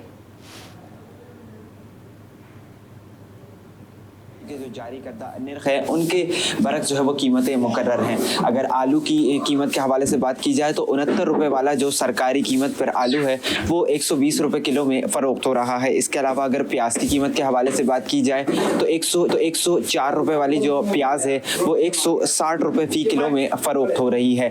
जबकि अगर टमाटर की कीमत के हवाले से बात की जाए तो 173 रुपये वाला जो टमाटर है वो आवाम की पहुँच तक 200 रुपये तक पहुँच जाता है। इसी के साथ अगर लहसुन की कीमत के हवाले से बात की जाए तो 633 रुपये लहसुन की सरकारी कीमत है, लेकिन वो मार्केट में जब फ़रोख्त हो रहा है तो वो 700 रुपये फ़ी किलो में फ़रोख्त हो रहा है। इसी के साथ अगर अदरक की कीमत के हवाले से बात की जाए तो अदरक की सरकारी कीमत तो 288 रुपये मुकर्रर है, लेकिन जब आवाम ख़रीदने जाते हैं तो उन्हें वही अदरक 450 रुपये में दस्तियाब। अगर भिंडी की सरकारी कीमत के हवाले से बात की जाए, रेट आपने जाने। यहाँ पर वक्त हुआ एक ब्रेक का, ब्रेक के बाद वापस आएंगे।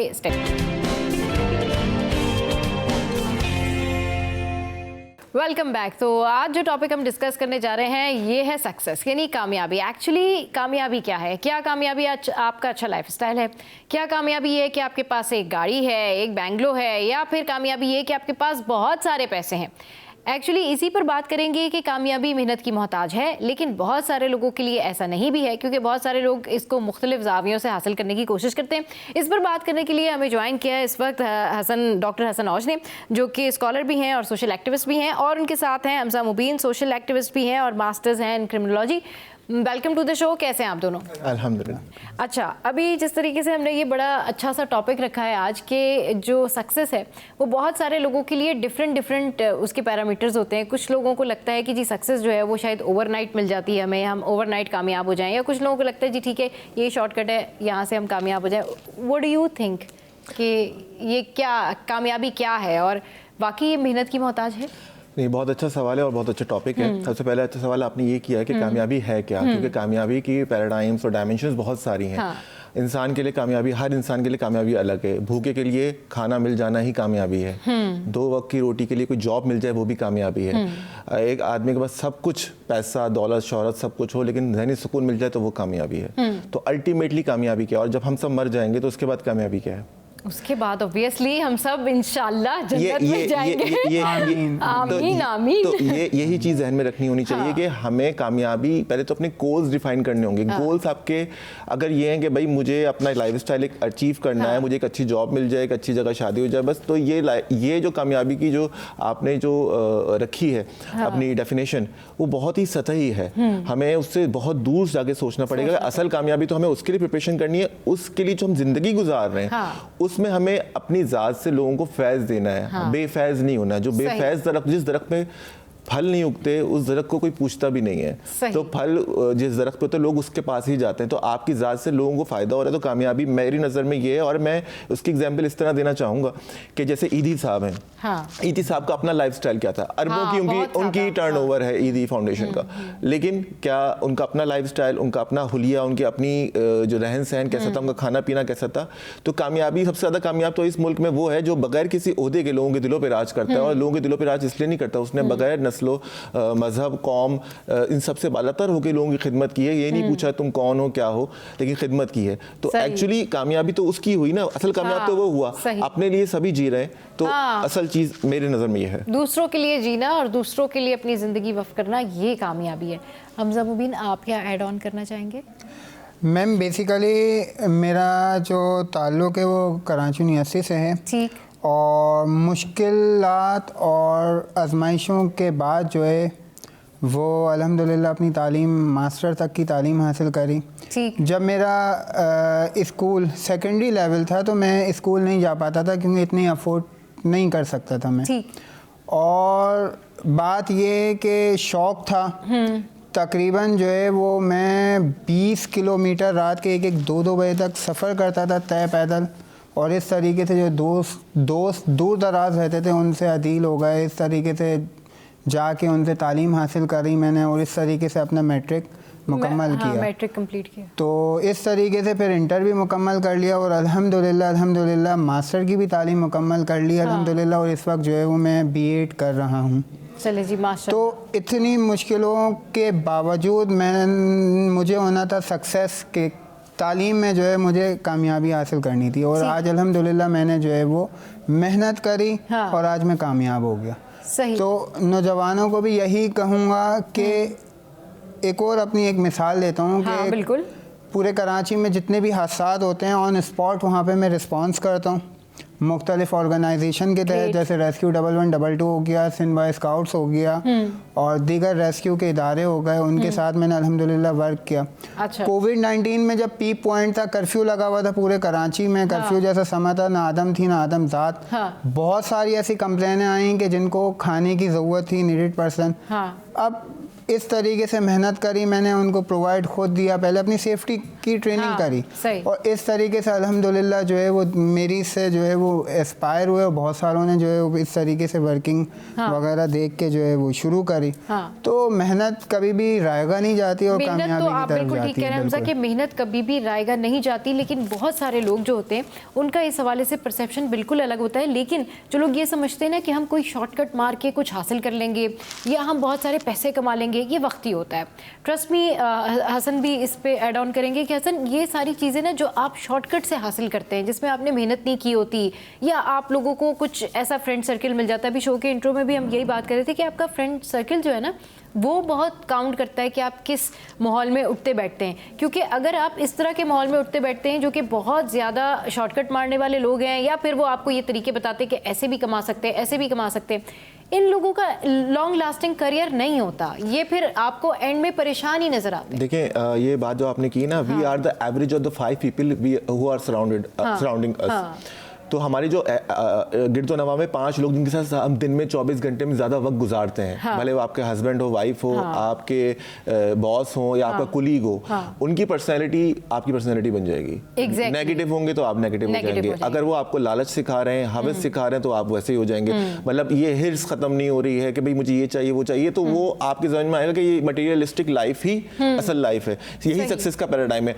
बॉस बता रहा है भाई अगर तुम्हें आगे बढ़ना है, कामयाब होना है, तो तुम्हें तो ये भी करना पड़ेगा और जो है तुम्हें गाड़ी वगैरह फिर मिल जाएगी। उसके ध्यान में आए कामयाबी क्या है, गाड़ी से एसोसिएटेड है, तो गाड़ी I is equal to success. उसके लिए ये किसने डिसाइड किया? उसके बॉस ने, जिसको वो लुक अप टू करता है। तो अपने आइडियल्स पहले तो अच्छे बनाए, ये एक बहुत इंपॉर्टेंट चीज। ये बहुत अच्छी बात की आपने कि अपने आइडियल्स, यही बात मैं शुरू में इंट्रो में करी थी कि आपका जो आइडियल हो वो जरूर अच्छे बनाए। अगर आपका आइडियल ही ऐसा है कि वो आपको किसी और तरफ लेके जा रहे हैं, तो फिर आपने जी, और आपने फ्रेंड सर्कल की बात किया कि मेरे दोस्त हैं वो पेपर्स के लिए नहीं पढ़ते, वो कहते हैं वो हमारे तो जानने वाला है, उससे पैसे देके हम पास करा लेंगे या जो है हम चीटिंग करवा लेंगे एग्जाम में। उसने पूरे साल यही सोच के उसने आगे, तो उसकी पास हो जाएगा, मार्क्स भी अच्छे आ जाएंगे, चले हर जगह उसका एडमिशन भी हो गया, वो हो गया।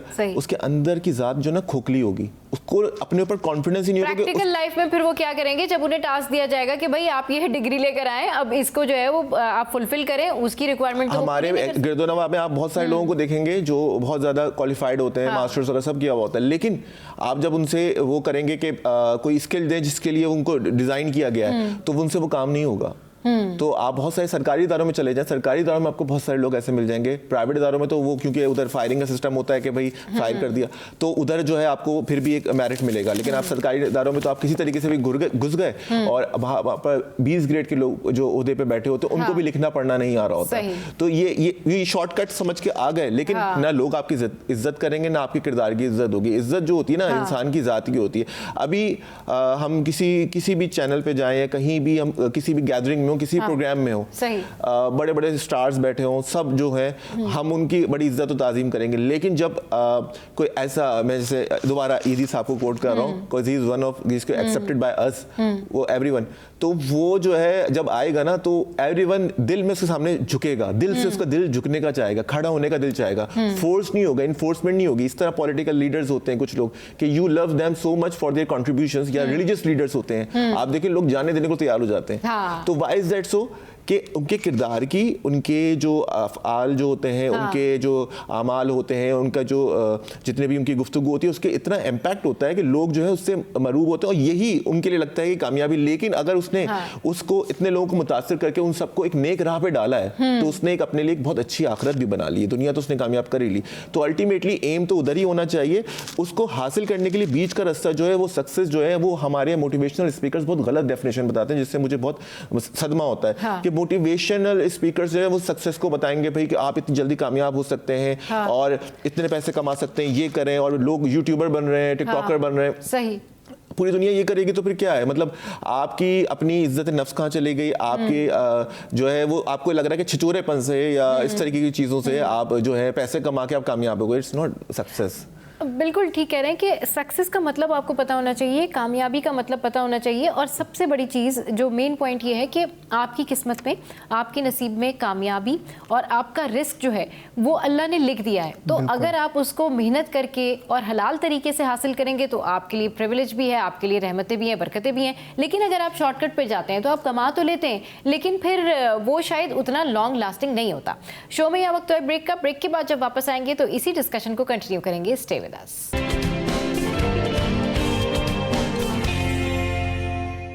Welcome back. तो कामयाबी मेहनत की मोहताज, और डेफिनेटली जो मेहनत करते हैं वो आगे जाते हैं, और मेहनत जो है ना ये आपको कहीं गिरने नहीं देती। अल्लाह ताला ने कहा है कि जिसने थोड़ी सी भी मेहनत की है मैं उसकी मेहनत ज़ाया नहीं करता। जिस तरह से हमज़ा हमारे साथ इस वक्त मौजूद है, तो बहुत सारे ऐसे लोग भी होंगे ना जिन्होंने मास्टर्स किया होगा क्रिमिनोलॉजी में, और वो शायद शिकायतें करते हुए नज़र आ रहे होंगे कि भाई हम इससे खुश नहीं है, हम अपनी लाइफ से खुश नहीं है, हमारी जॉब अच्छी नहीं है। लेकिन यही मुबीन है जिन्होंने लिमिटेड रिसोर्सेज में, जिस तरह से उन्होंने बताया कि कितने किलोमीटर जो है ये पैदल जाते थे या कितनी इन्होंने मुश्किलात फेस की, राइट नाउ इन्होंने ये मास्टर्स की डिग्री ली और अब ये वॉलंटरली भी बहुत कुछ कर रहे हैं। तो मेहनत एक्चुअली ये होती है, और मेहनत का मेयार मुबीन खुद बताएंगे, हमजा खुद बताएंगे कि क्या है आपके लिए। देखिए अल्हम्दुलिल्लाह माशाल्लाह मैंने मास्टर तालीम अल्हम्दुलिल्लाह मुकम्मल करी, उसके अलावा कराची यूनिवर्सिटी से बैचलर तालीम मुकम्मल करी।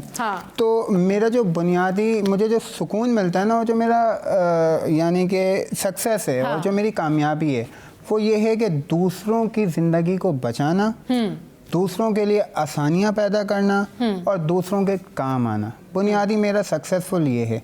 अब इस कामयाबी के पीछे और इस मेहनत के पीछे जो है वो मेरी ये ख्वाहिश होती है कि मैं मेहनत करूं, मुख्तलिफ ऑर्गेनाइजेशन के साथ मुंसलिक हूं, उनसे सीखूं, ताकि जो है वो मैं एक सक्सेसफुल बन सकूं किसी की जान बचाने के लिए। कि मिसाल के तौर पे अगर बिल्डिंग्स में आग लग गई, बाहर जाने का रास्ता नहीं मिल रहा, अब अपनी नोज़ और ये लिप अगर आप फर्श पे ले गए आपको ऑक्सीजन मिल जाएगी, आपकी ज़िंदगी महफूज रहेगी।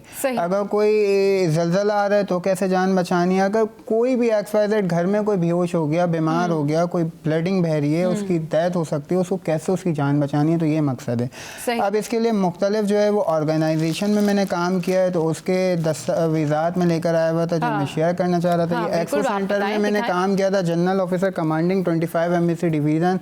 पाकिस्तान आर्मी ने मुझे अप्रिशिएट किया था स्काउट्स के प्लेटफॉर्म पे, और ईसा लेबॉर्ट्री की तरफ से ये सर्टिफिकेट मिला। Government of Pakistan civil defence की जानिब से रेस्क्यू इंस्ट्रक्टर हूँ मैं, और कोर्स किया था मैंने तकरीबन। कैमरे की तरफ दिखाएं। मैंने जो है अल्हम्दुलिल्लाह ये rescue special instructor government of Pakistan की तरफ से ये कोर्स किया है, कैजुअलिटी का मैंने ये कोर्स किया है और फायरमैन का कोर्स किया है ये सिविल डिफेंस की तरफ से। जब कोविड-19 हुआ और उसके अलावा जितने भी कराची में हादसा हुए तो vice chancellor doctor Khalid Mahmood Iraqi साहब जामिया कराची, उन्होंने मुझे सर्टिफिकेट से नवाजा और मेडल अवार्ड भी दिए। कोविड-19 में वैक्सीनेशन सेंटर हो गया, एक्सपो सेंटर हो गया, कराची यूनिवर्सिटी हो गया, जिन्ना हॉस्पिटल हो गया, वहाँ पे वर्क किया, वहाँ पे गाइडलाइन दी पूरा। उसके अलावा PIA स्काउट्स में पायनी प्रोजेक्ट अवार्ड मिला, हिलाल अहमद से भी अल्हम्दुलिल्लाह, MLC से भी जो है वो मेडिकल का मैंने अल्हम्दुलिल्लाह वहाँ पे जज़ाम के मरीज़ों की वॉलंटियरली खिदमत करी। इस तरीके से जो है ये कोर्सेज़ वगैरह भी मैंने किए, कराची यूनिवर्सिटी में सेमिनार्स अटेंड वगैरह किए। वाइस चांसलर ने कराची यूनिवर्सिटी में जो बच्चे थे 18 साल से 25 साल से कम उम्र, उनको समाजी सरगर्मियों में चले जी ठीक है। ये तो और मेरे ख्याल में इतनी सारी जो है वो आपके पास एप्रिसिएशन है और इतना सारा कुछ है इनके पास कि अगर वो दिखाते रहें तो शायद शो का जो है ना वो वक्त कम पड़ जाए, तो ये होती है। मैं इस पे ऐड करना चाहूँगा, इतनी माशाल्लाह हमारे होनहार ये कराची यूनिवर्सिटी के कुलीग भी हैं और साथी भी हैं, दोस्त भी हैं, और आप ये देखें ये सब काम अनपेड है। ये अपने किराया लगा के बाइक पे जा रहा है, पैदल जा रहा है, बसों में जा रहा है, दूसरों के लिए काम करने के लिए विदाउट एनी बेनिफिट। आप किसी लड़के को बोल दें कि बेटा यहाँ पर कोविड के लिए तरह काम करते हैं, तो अच्छा एक दिन जाके 2 दिन जाके फिर यार नहीं यार दिल नहीं है, ये नहीं, पैसे भी तो नहीं मिलते। हम लोग प्रोक्रेस्टिनेशन का शिकार है, मेहनत नहीं करनी है। अल्लाह ताला ने जब बेबी मरियम हमल से थी और जब वो तकलीफ में थी तो वो कहती हैं कि अल्लाह मुझे मौत आ जाती थी तकलीफ में, तो वो कहते हैं कि तुम खजूर का तना हिलाओ। उस वक्त भी उन्होंने मेहनत करने को बोला, मैं ऐसे नहीं दूंगा, मेहनत करो, तना हिलाओ।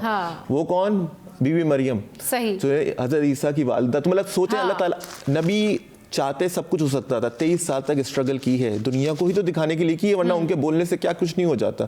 स्ट्रगल यही कि तुम सब भी ऐसा कर सकते हो, इंसानी स्ट्रगल होगी तो ही कामयाबी मिलेगी किसी चीज़ के लिए, लेकिन स्ट्रगल की डायमेंशन सही होनी चाहिए, जो मैं हमेशा से करता हूँ। इस तरीके से अल्लाह ताला ने सूरह जुम्मा में एक आयत है कि जुम्मे के वक्त जब हो तो उसके बाद अल्लाह के जिक्र करके अल्लाह ज़मीन पे फैल जाओ, अल्लाह का फजल तलाश करो, मेहनत करो। सही बात है। मतलब अल्लाह ताला कुरान में कह रहा है कि मेहनत करो जब भी तुम्हें कुछ मिलेगा। बिल्कुल मेहनत, और अगर आप मेहनत ही नहीं करेंगे, हमारे यहाँ यूजुअली ये प्रॉब्लम है कि लोग मेहनत से भागते हैं। लोग कहते हैं ठीक है ऐसा कुछ काम मिल जाए या ऐसी कुछ चीज़ें मिल जाएं तो मेहनत नहीं करनी पड़े और हम सक्सेसफुल हो जाएं। और हसन, लोगों के लिए सक्सेस का मयार दौलत है।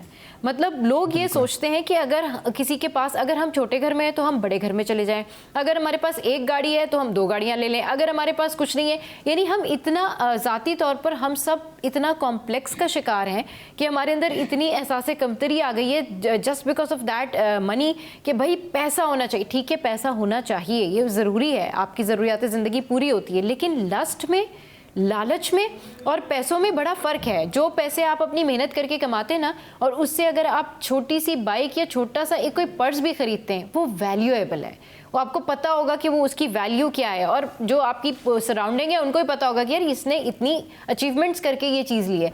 लेकिन जो शॉर्टकट मार के आप अगर जो है ना वो हेलीकॉप्टर या जहाज़ भी ले रहे हैं तो हु केयर्स, वो तो फिर सबको पता है कि आपने फिर उसको कैसे लिया है, तो इसके ऊपर जरूर लैसल इंसान इल्ला मा सआ, इंसान को सिर्फ उतना ही मिलता जिसकी वो कोशिश करता है। हमारे एक एक्टर हैं बॉलीवुड के, अर्जुन रामपाल साहब, बहुत स्टार है, अब सब कुछ छोड़ के जंगलों में रह रहे हैं। सही, सब कुछ देख के, seen it all done it all, and now he knows कि वेयर द पीस लाइज।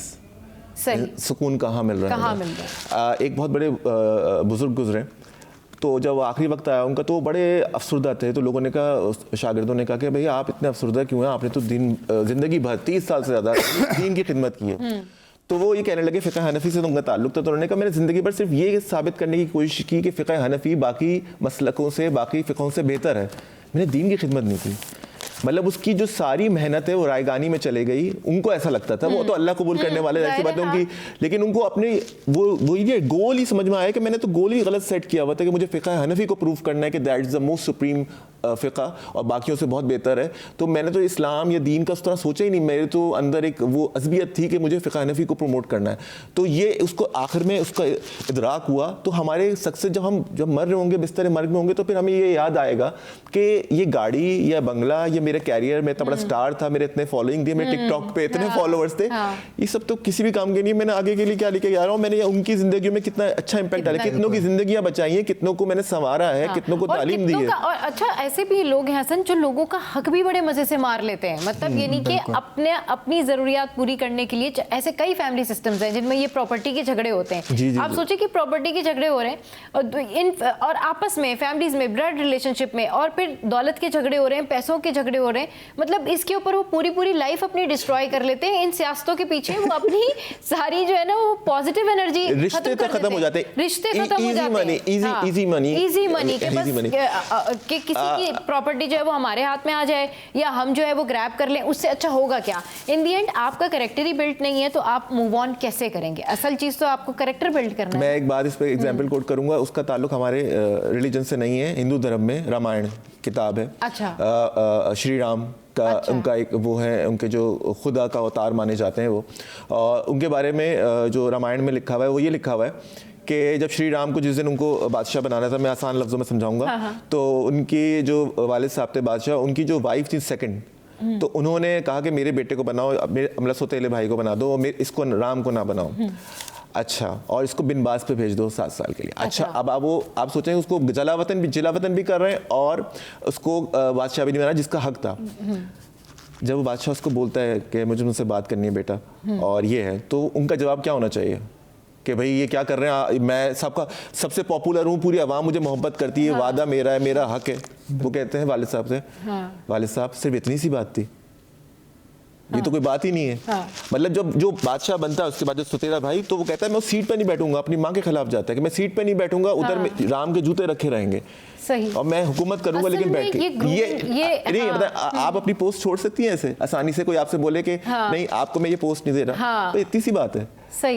ये सक्सेस आपके लिए सक्सेस अगर वो है कि बादशाह बनना है तो बहुत छोटे हैं आप। हाँ बिल्कुल सही कह रहे हैं कि एक्चुअल में अगर आपको कोई बहुत ऐसी चीज अचीव करनी है वो आपकी मेहनत से मुंसलिक है, लेकिन एक्चुअल में आपका कैरेक्टर, आपकी डिग्निटी और आपका जो सोचने का अंदाज है या आपकी जो फैमिली ग्रूमिंग है वो असल चीज होती है। क्योंकि अगर आप इन्हीं चक्करों में या इन्हीं प्रोसेस से आप गुजरते रहेंगे तो इन दी एंड फिर आप उस प्रोसेस में कब आएंगे जिस प्रोसेस में आपने ये भी सोचना होता है कि मैंने क्या खोया, मैंने क्या पाया। हमजा, आप क्या ऐड करना चाहेंगे इस पे? देखिए, मुझे आप सर ये करना है कि चाहे जितने भी मज़ाहिब हों, हर एक का मानना ये है कि आखिरत हमेशा के लिए।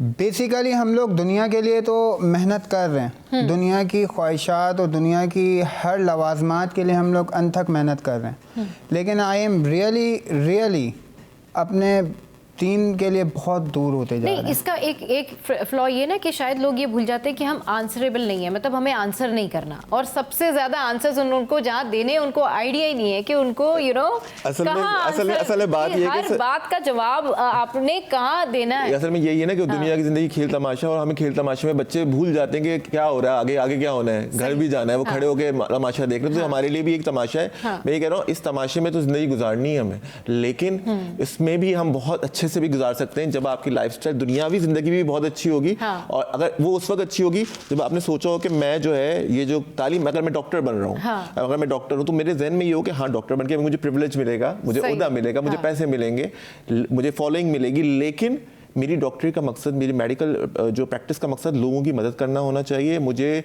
फ़ीस के बारे में कॉन्शियस नहीं होना चाहिए, मुझे फ़ीस सबिलिल्लाह लोगों का इलाज करना चाहिए, मुझे लोगों के लिए अवेलेबल रहना चाहिए।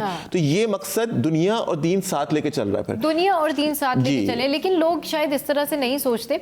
आपके जो कैंपस है या आपकी जो क्लास है उसमें कई तरह के स्टूडेंट्स होंगे जो आपके साथ में जो है वो ये शेयर भी करते होंगे कि भाई मुझे तो यहाँ नहीं रहना, मुझे तो मतलब कोई ऐसी जॉब चाहिए बस जिसमें ज्यादा मेरे पैसे बन जाए, मेहनत कम हो। इस तरह से कुछ है तो कुछ शेयर करें, कुछ बताएं। देखिए, बाकायदा ये कि आप अगर मेहनत कर रहे हैं ना तो आपके लिए चैलेंजेस का बहुत सामना करना पड़ता है। वो चैलेंजेस का क्या सामना करना पड़ता है? अबे ये तेरा काम है, अबे तुम जो ये कर रहे हो सही कर रहे हो, अबे जो काम है वो करो। अब कहने का मतलब ये है कि देखिए, मेरा जो शौक़ है वो ज़िंदगी बचाने का है।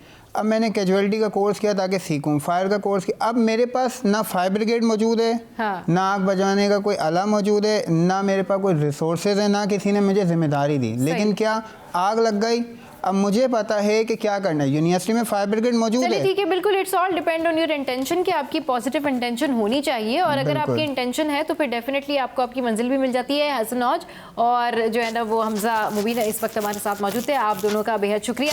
शो में यह वक्त है ब्रेक का, ब्रेक के बाद जब वापस आएंगे तो फिर बात करेंगे डिज़ाइंस की, और ये हैं कपड़ों के डिज़ाइंस और आजकल क्या इन है और क्या आउट है। तो खाओ मन भाता और पहनो जग भाता। स्टे विद अस।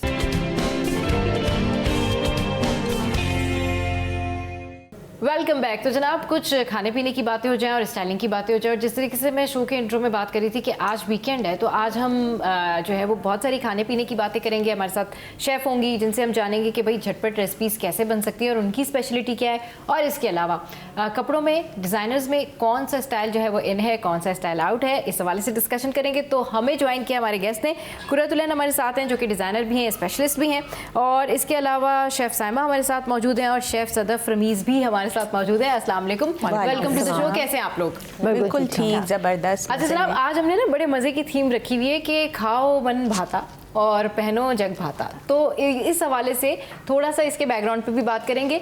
आप पहले बताएं कि ये है ना कि भाई वो पहनो जो जग को भाए, जी, ये क्यों है इस तरह से? ये इसलिए है कि जैसे मन भाता है, मतलब जो दिल करे वो आप वो खाएं। सबसे पहले तो ये बात है ना, जो आपका दिल करे वो खाएं, और वही इंसान को लगता भी है। लेकिन इसमें एक नेगेटिव चीज़ भी ये आ जाती है कि मन तो हमारा नहारी खाने का भी दिल चाह रहा है, पाए खाने का, आपको ये सूट करता है ही नहीं करता, अनहेल्दी तो नहीं है आपके लिए। और फिर बच्चों के लिए, बच्चे क्या खाना पसंद करते हैं, उनका मन क्या करता है, वो जंक फूड्स हैं, ये सब चीज़ें हैं।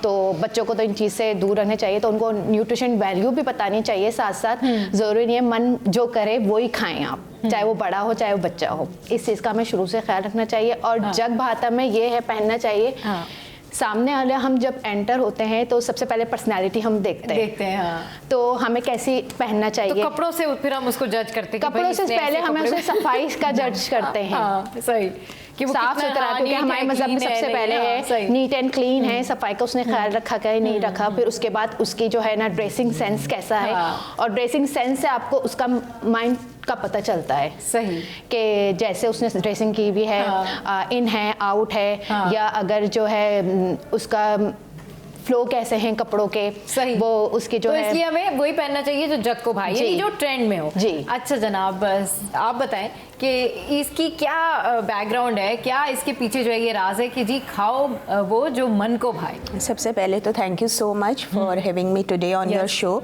और हमेशा ही सिटी या 10 में आके मुझे बहुत खुशी महसूस होती है। लेकिन ख़ास करके आज का जो टॉपिक है वो बहुत इंटरेस्टिंग टॉपिक दिया गया है। बेसिकली ये एक मुहावरा है, खाओ मन भाता और पहनो जग भाता।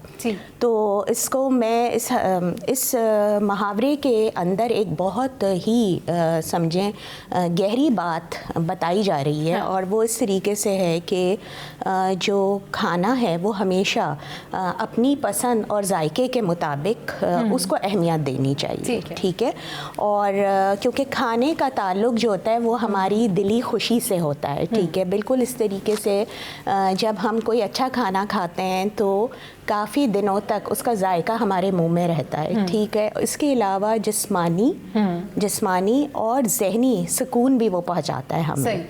अब अगर आप देखें कि हम अगर कहीं किसी की रिकमेंडेशन पे बाहर जाते हैं, खाना खाते हैं, वो खाना अच्छा नहीं होता तो कई दिनों तक हमारा मूड ख़राब रहता है कि भाई गए थे और पैसे बिल्कुल बिल्कुल। और अगर हम कोई अच्छा खाना खा लें, घर पर खा लें, अपनी मर्ज़ी का खाएं, स्पेशली तो अपनी पसंद से खाएं, तो उसका इम्पैक्ट कई दिनों तक हमारे मूड पे रहता है। हम बड़ा एनर्जेटिक फील करते हैं और हम लुक फॉरवर्ड करते हैं कि उसी तरीके के टेस्ट को हम दोबारा रेकमेंड भी करते हैं, रेकमेंड भी करते हैं डेफिनेटली। तो बिल्कुल इसी तरीके से अगर बात की जाए लिबास की, तो लिबास में हमें दूसरों की ख्वाहिश का एहतराम रखना ज़रूरी है।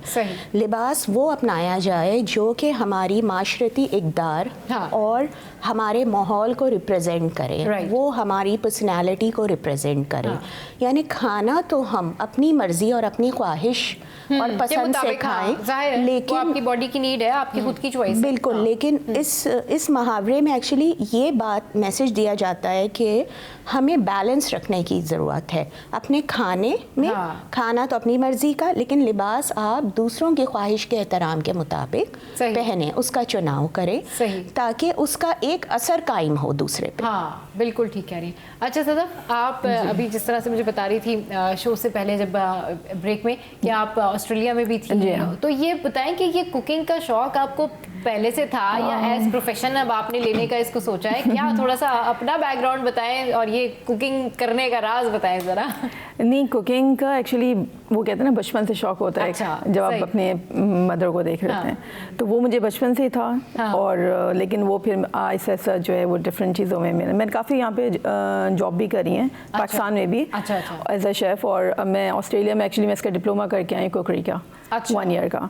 तो वहाँ पे भी मैंने जॉब्स करी हैं, डिफरेंट चाइल्ड केयर सेंटर्स में करी हैं, डिफरेंट होटल्स में करी हैं। तो वो वहाँ की, लेकिन जो हमारे एक्चुअली ऑयलिंग और ये सब है ना, इस तरह के जो खाने वहाँ पे डिफरेंट है ज़रा। अच्छा, वहाँ अलग है। जी हाँ, तो वो उधर मतलब मज़ा आता है आपको बनाने में, और बड़ी अच्छी उसमें चीज़ें हैं और ज़्यादा बेकिंग के आइटम्स हैं उसमें। और अब अगर कुकिंग भी करते हैं तो हम लोग जिस तरह हमारा भी ये है माशाल्लाह ऑयलिंग है, वो बिल्कुल ड्राई होता है लेकिन बड़ी अच्छा टेस्टफुल होता है। यानी कम ऑयल और हेल्दी कुकिंग। ऑयल तो उसमें एक्चुअली डालते ही नहीं, आप डायरेक्ट बनाते हैं। तो यहाँ पे फिर क्या स्टाइल है कुकिंग का? यहाँ पे एक्चुअली हम लोगों का अगर ऑयल नहीं होगा तो खाना सबको अच्छा भी नहीं लगेगा। सही। अगर स्पाइसी नहीं होगा तो वो भी नहीं अच्छा लगेगा।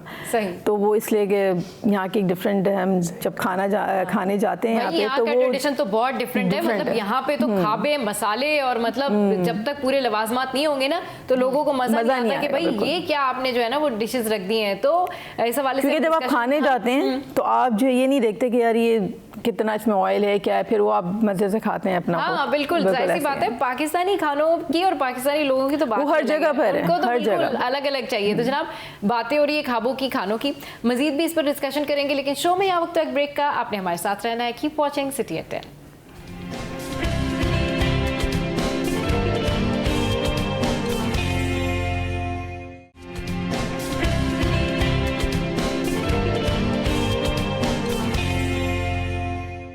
Welcome back. तो जनाब हम डिस्कशन कर रहे हैं यहाँ पर कि कपड़े कौन से आजकल लेने हैं, क्या डिज़ाइंस हैं, और खाने पीने में कुकिंग स्टाइल जो है वो आजकल किस तरह का है और लोगों की डिमांड्स क्या हैं। अच्छा ये बताएं कुर्रतुलैन कि सर्दियाँ हैं और वेडिंग सीजन भी है, बिल्कुल, तो उसमें सबसे पहले तो कलर थीम के लोगों की क्या डिमांड होती है कि कौन से कलर के कपड़े बनाए जाएँ? स्पेशली अगर ब्राइडल की बात करें तो उसमें कि भाई ब्राइड कौन से कलर मांगते हैं, और घर वाले जो होते हैं ना, जो जिनको ब्राइड से ज़्यादा जो है ना ब्राइड बनने का शौक होता है, वो कौन से कलर जो है वो आपसे मांगते हैं? असल में जो है ना, अब तो कराची में जो शादियां हो रही हैं वो अब विंटर्स में ही होती हैं। अच्छा। तो विंटर्स में तो, और समर में तो कोई शादी करना पसंद नहीं करता।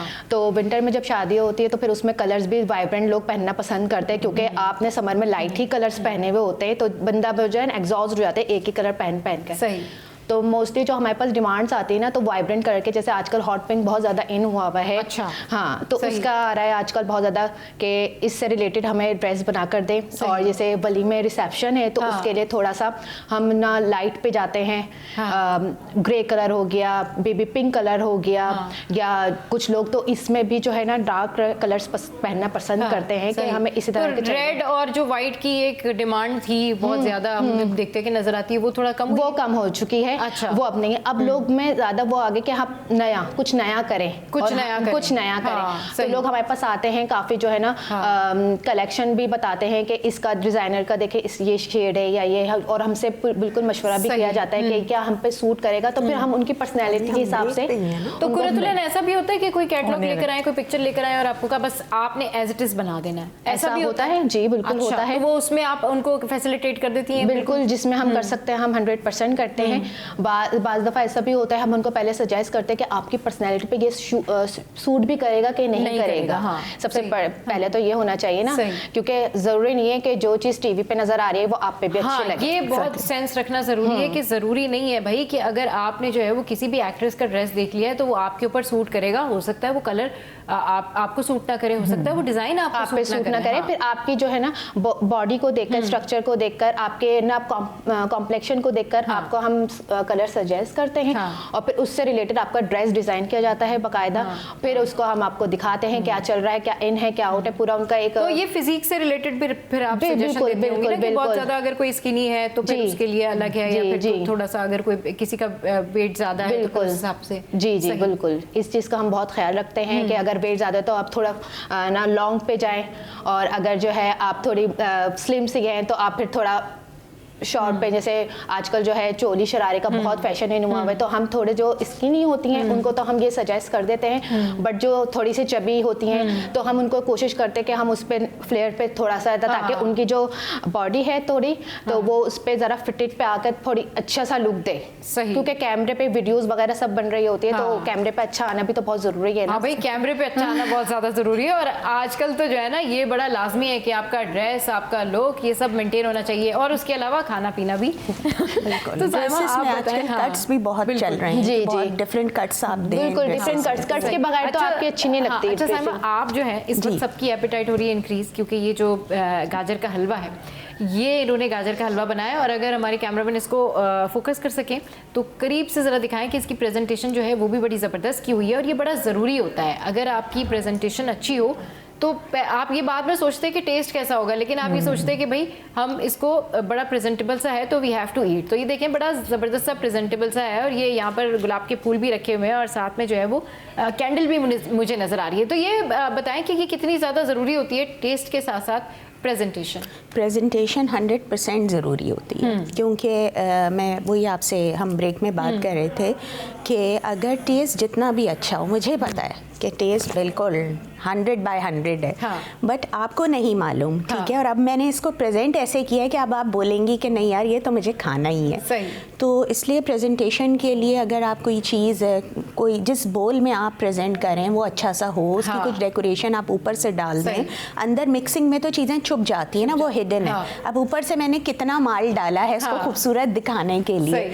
और फिर आप देखें क्रॉकरी भी बहुत मैटर करती है कि अगर डार्क कलर की कोई चीज़ है, जैसे हलवा इस डार्क इन कलर, रेडिश है मरून की साइड पे, तो उसको मैंने ब्लैक में नहीं निकाला है, ठीक है, उसको मैंने वाइट में निकाला है ताकि उसका कलर इनहांस होकर आए। मैं इसको ब्लैक में भी निकाल सकती थी, लेकिन ब्लैक में निकालने के बाद इसकी डेकोरेशन में किसी और हिसाब से करती ताकि वो मरून कलर खिलकर ऊपर आए। तो इसीलिए ये सारी चीज़ें बहुत मैटर करती है। अगर आप कोई भी चीज़ का एहतमाम करने जा रहे हैं तो खाने को पेश कैसे किया जाएगा, आपको इसके भी बारे में सोचना। हाँ बिल्कुल, प्रेजेंटेशन टेस्ट के साथ साथ प्रेजेंटेशन भी बहुत ज़रूरी होती है। अच्छा, थोड़ा सा झटपट एक कोई रेसिपी बता दें लोगों के लिए कि कोई जल्दी से कोई मेहमान आ जाए तो जल्दी से कोई रेसिपी कोई मीठा या कोई मीठा या कोई भी चीज़ सर्दियों के हवाले से। अच्छा, सर्दी के हवाले से वैसे मैं सबसे आसान चीज़ तो शीर खुरमा मुझे लगता है। अच्छा। क्योंकि वो आई थिंक विदिन 30 मिनट्स भी तैयार हो जाता है अगर आपके पास नट्स वगैरह कटे हुए हैं। और जो रेगुलर कुकिंग कर रही होती हैं घर की खवातीन, उनको इतना डिसिप्लिन होना चाहिए कि उनके पास ये सब चीज़ें मौजूद हों। ये नहीं कि अब आप बाजार में ख़रीदने जा रहे हैं, ठीक है,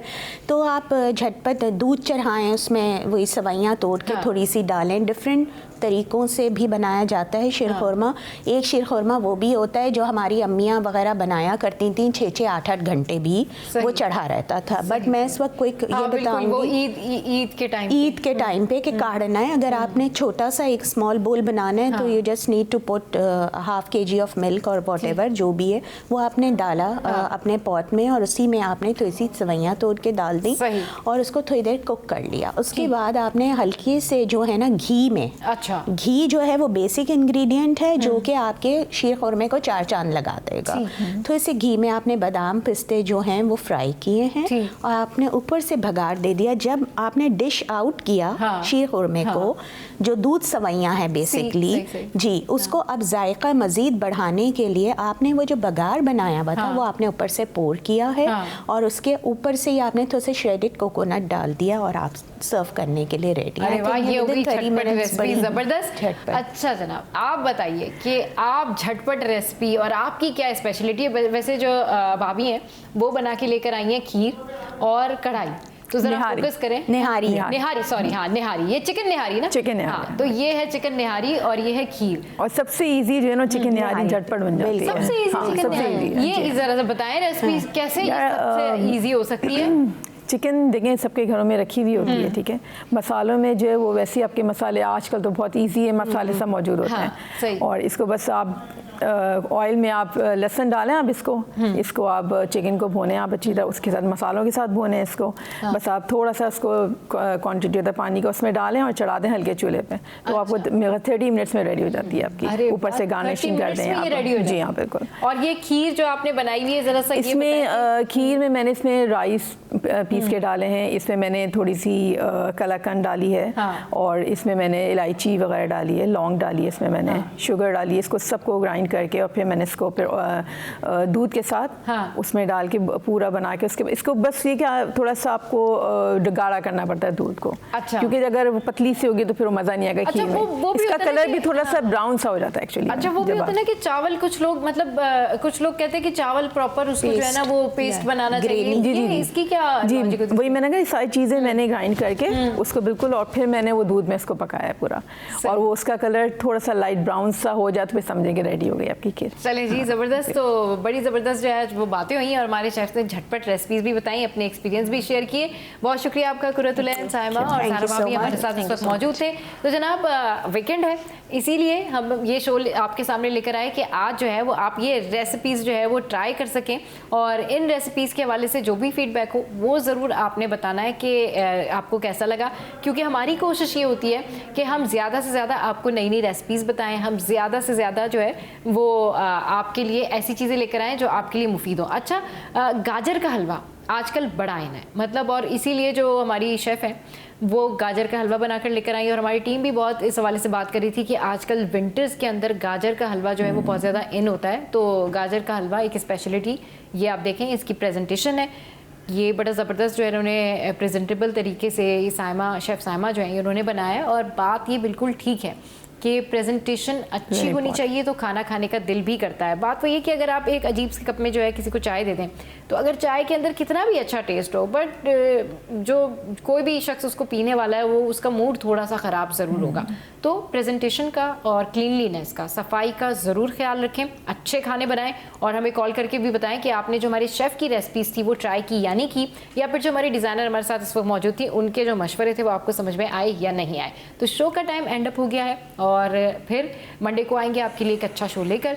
अपना बहुत ख्याल रखिए, हंसते रहिए, मुस्कुराते रहिए। Keep watching city at 10।